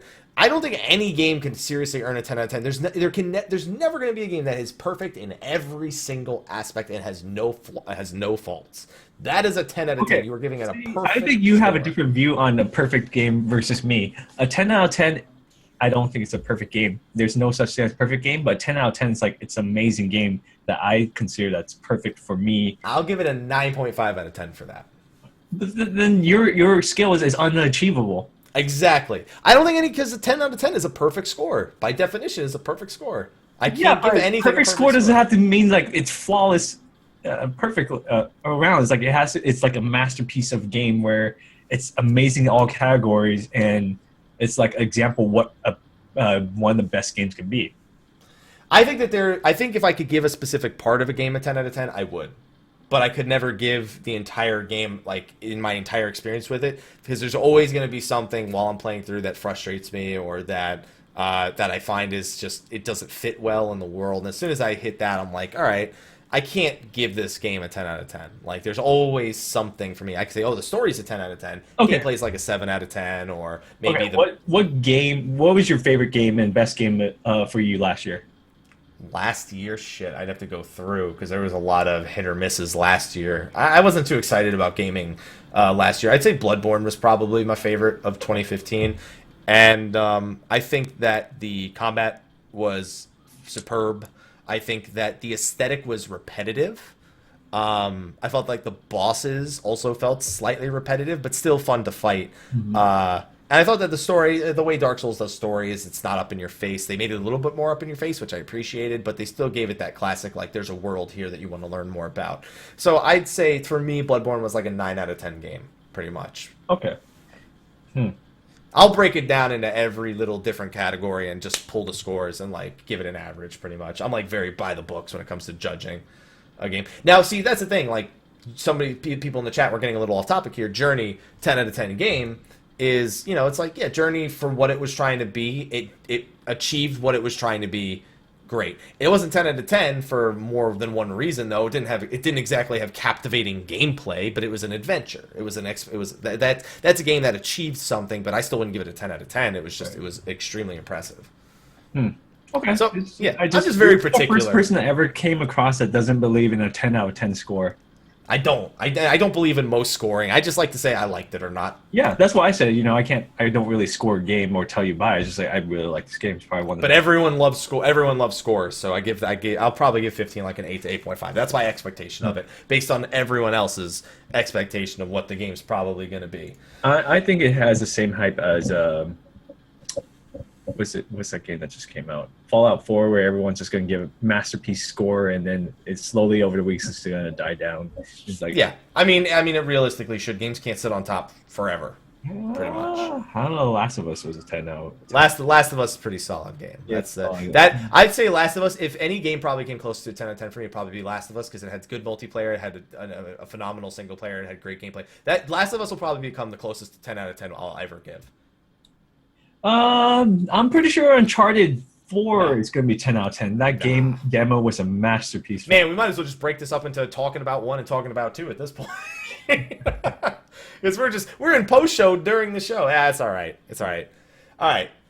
So let's get back on 15 as a topic. Oh, okay. What are we still talking about 15?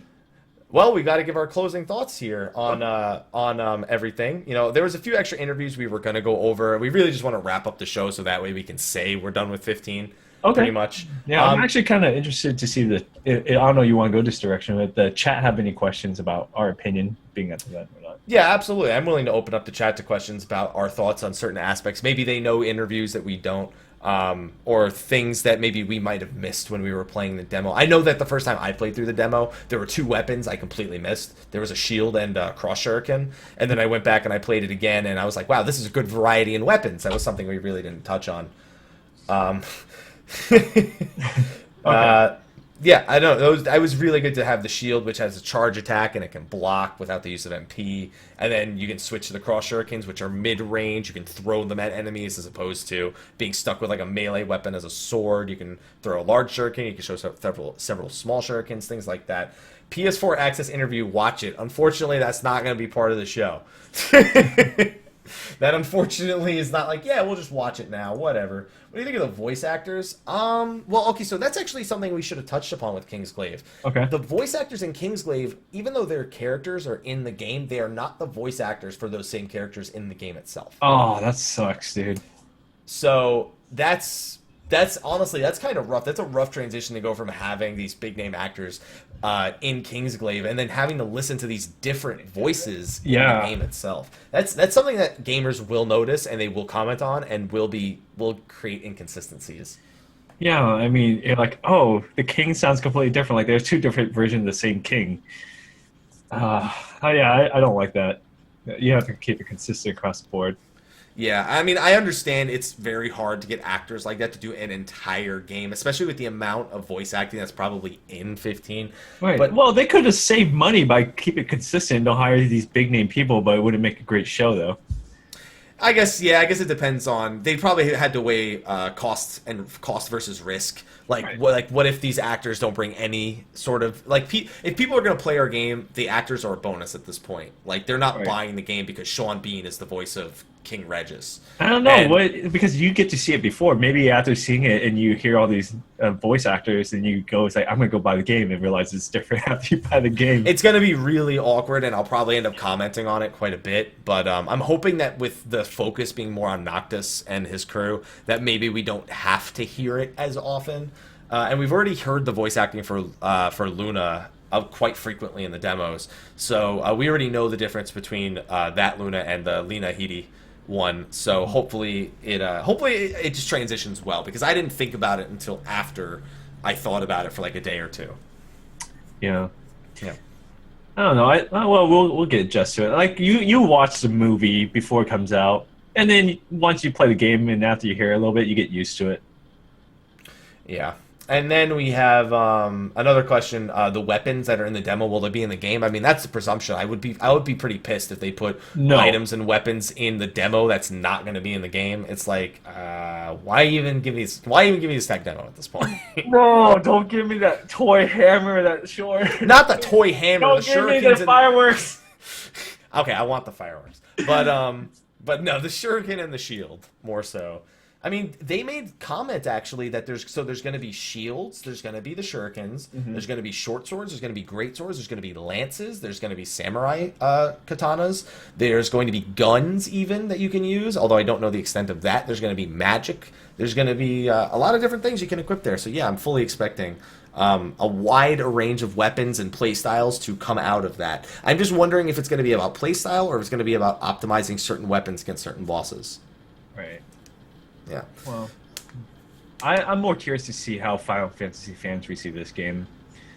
And you're more curious to see what an average person who doesn't care about the game Well, I am. I am, just because, like, here's the thing. In my opinion, the Final Fantasy community is so jaded in its views on, like, Final Fantasy. As opposed to wanting the game to evolve, they pretty much want it to stay the same.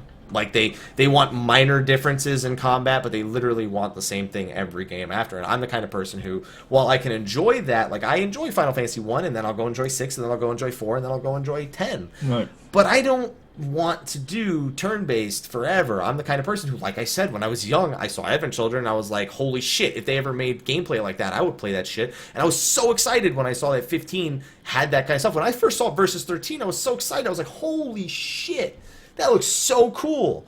And then, 15 came out, and it was like, yeah, it's still action-based. This hasn't changed. Why is it a big deal all of a sudden? And then 7 Remake, I was like, if I wanted to play 7 and play turn-based, I would go play the old one. Yeah.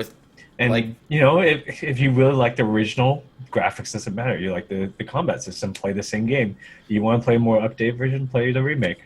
Right. And then you can now also play them both and see which one you like better. I think. And it's weird. What's even weirder is, like, there are fans of Kingdom Hearts and there's fans of Final Fantasy. And then a lot of people say, oh, Final Fantasy 15 is, you know, it's Kingdom Hearts type gameplay. And while it's not exactly, but then it's like, why is that bad? You literally, they're two games from the same company that have different gameplay styles. What they made turn-based Kingdom Hearts, and I fucking love that. Why can't I like action-based Final Fantasy? Like, it doesn't make any sense. There's so much fucking hypocrites. So many hypocrites when it comes to liking the series. It's like, no, they're separate series. Like, but I liked the turn-based Kingdom Hearts games I got. It's like, it just doesn't make any sense. Even like the old school, that just play the old one, man. Like, you don't have. Yeah, I don't know. Sometimes something that never makes sense to me, but. Right, yeah. There's just so many things that confuse the hell out of me when it comes to the Final Fantasy fans. I mean, it's very hardcore dedicated community. Like, Final Fantasy is that one community. It's like one of those type of gaming communities. Like, it's very hardcore and is passionate about the game. Yeah. And here's another comment. Like, some people are saying Final Fantasy 13 to action-based. No, Final Fantasy 13 wasn't even close to action-based. You couldn't freely move your character around. You had an ATB gauge that you could only perform, which was basically the equivalent of the old ATB gauges. The only difference is you were performing set amount of actions based on your ATB gauge. It was a turn-based game. But because they tried to make it so flashy, they lost track of the ability to give you options, which is the big thing in a turn-based game. It was more focused on the game knowing at least a suboptimal way of getting through the game and it being completely sufficient to finish the game. Yeah. You know what I mean? So it's like, see, that's what I mean. Like, looking at 13 and saying that's action-based, that's jaded because it's not. Action-based is like Devil May Cry. That's action-based. Witcher is action-based. There's nothing like those games, you know? So that's what I mean by, like, the Final Fantasy fan base is just so split and so many different opinions and so much nostalgia for the old games that it's like, I feel like it's so hard to move forward if they only try to appeal to us people who have been fans for the whole time. Well, the thing is, you have to appeal to. It's always tough, like appealing a game to your hardcore audience as well as trying to get new audience that are used to a game being played a certain way. Yeah. So it's always tough doing that middle ground. Yeah, and I don't think they need to, like, there's no point in even trying to appeal to those people who are literally like, so I will only play something that is turn-based. There's no point in trying to appeal to those people at this point. Yeah. So, unfortunately, it means a new generation of Final Fantasy. It's one that I welcome, and I just want to see what they can do. Yeah. Well, I don't think Final Fantasy is one of those games like Dark Souls is where you don't have to change much of it at all. Just keep it relatively the same, and people are happy with it. Right. Man, what does ATB even stand for? Doesn't it stand for action turn-based or something? ATB, battle system. I don't remember what ATB actually even stands for. It stands for something, but I'm pretty sure the TB is turn-based. Pretty sure that's what TB stands for. Maybe not. Action turn-based, yeah. Battle system. Yeah. Yeah. Is that what it stands for? I'm pretty sure it does. Action turn-based system or additional terabyte required.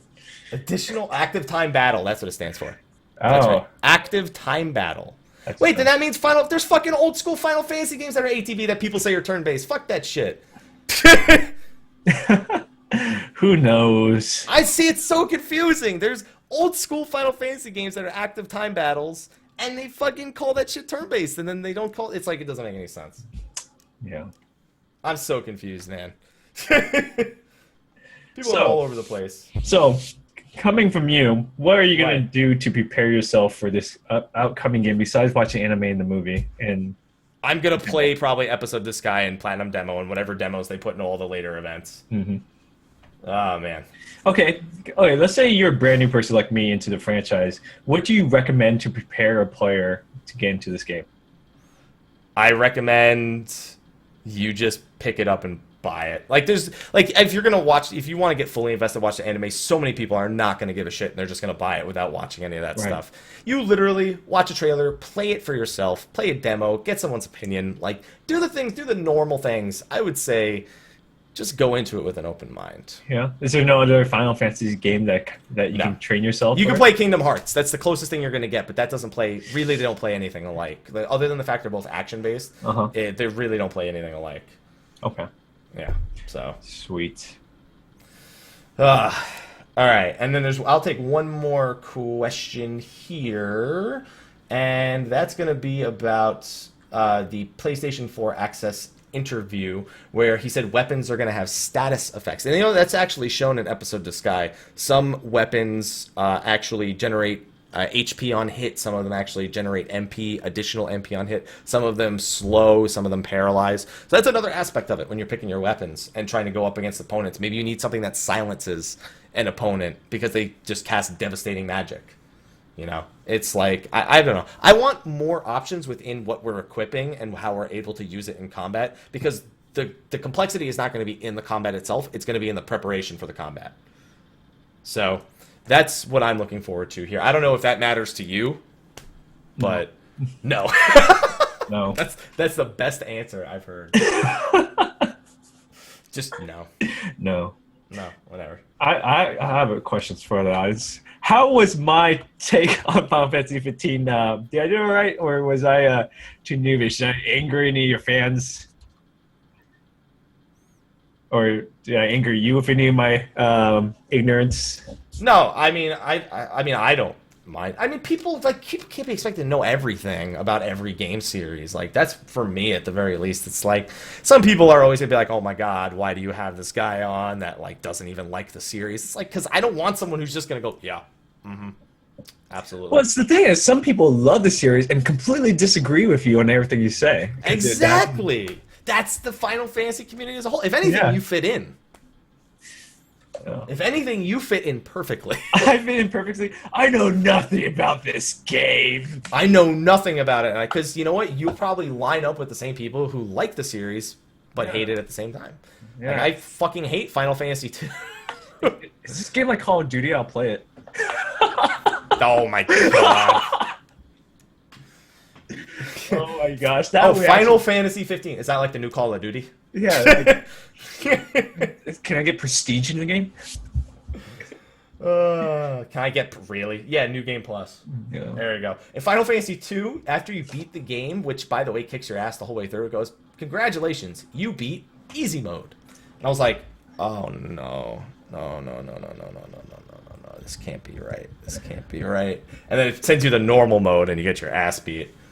Oh man. All right. I think I've calmed down. I think my sodium levels have reduced. Oh, I didn't know you were angry. Nah, man. It's not angry. It's salty. Oh, what are you salty about? It's just sodium levels. Just about that whole discussion I just had where I got heated. Oh, I didn't even know this. Why were you heated? No, I was heated about the differences, like how. Oh, people, action like, turn-based and strategy. Oh, yeah. The whole thing. Oh. Man, no, active time battle. That's what it stands for. Yeah, I don't like turn-based, but whatever. I mean, that's alright. me. That's me. All right. All right, everyone. I think we're gonna wrap this show up. Yeah, that was. I had fun, Happy. Thank you for inviting me. I had fun. Hopefully, we can do some more talking about it at some point, because it looked like basically the reason why the show even took 2 hours is because we did 30 minutes of stuff that wasn't even about Final Fantasy 15. So, well, there's going to be a lot of new Final Fantasy stuff comes out that we can talk about, or we could just talk about any other game. yeah, we can talk about other things. It doesn't need to be just one thing. So hopefully you all enjoyed the show. Hopefully you all enjoyed the polarizing opinions, because that's what makes this fun. Yeah. So, what on other that games note... do you cover, actually? Sorry. I'm just... No. What were you saying? What other games do you actually cover besides Final Fantasy? I mean, it depends on what interests me. Like, I was interested in Destiny before it came out, and then I stopped being interested in that. I'm interested in Battleborn now and Paragon. I watch a lot of esports, but I generally don't get too involved in them. But you know what? Why don't we take this opportunity, since you're asking me that? Why don't we do a little section where we introduced each other, Right. or we let each other introduce ourselves.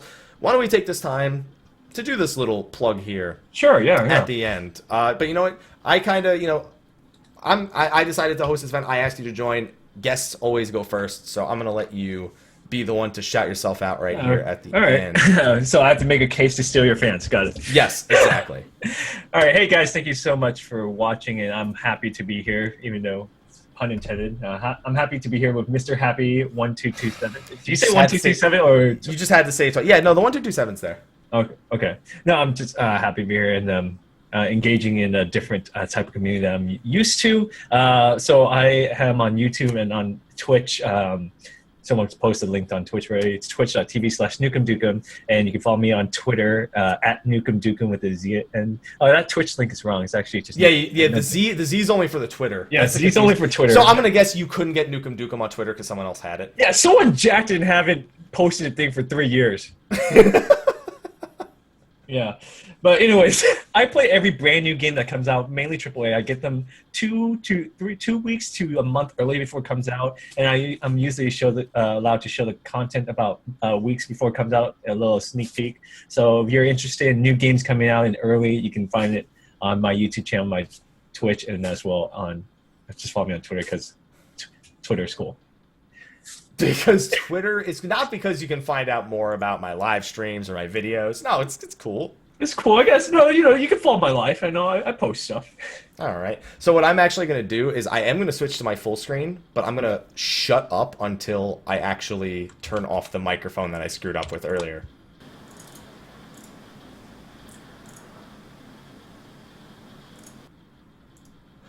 Hey, there we go. No echo for anyone. I just made weird face the whole time. And I am your other host, Michael, Mr. Happy Poverome. You can find me pretty much everywhere, Mr. Happy 1227. I like to cover RPGs. Mobile games has become something I've been doing a little bit more recently, and that includes action RPGs, so things such as Dark Souls, Final Fantasy games. Final Fantasy 14 is my staple, however, so if you're a fan of that MMO, I definitely recommend checking out my YouTube channel. If you're looking for more information, also be sure to stop by my live stream. We stream 7 days a week, 5 hours out of the day, at the very least, except when we have events like this or raids in Final Fantasy 14 or anything like that. And on that note, so my glasses, what's great about wearing Gunners when you have a green screen is people can see through it occasionally because you can see through the Gunners. They're green glasses sometimes. Yeah. It's beautiful. There we go. So thank you everyone for joining. It's been great. Hopefully we can do more talking about with Nukem. Other guests as well would definitely like to continue talking about things like this because, I mean, what the hell? That's what we do for a living. Talking about stuff.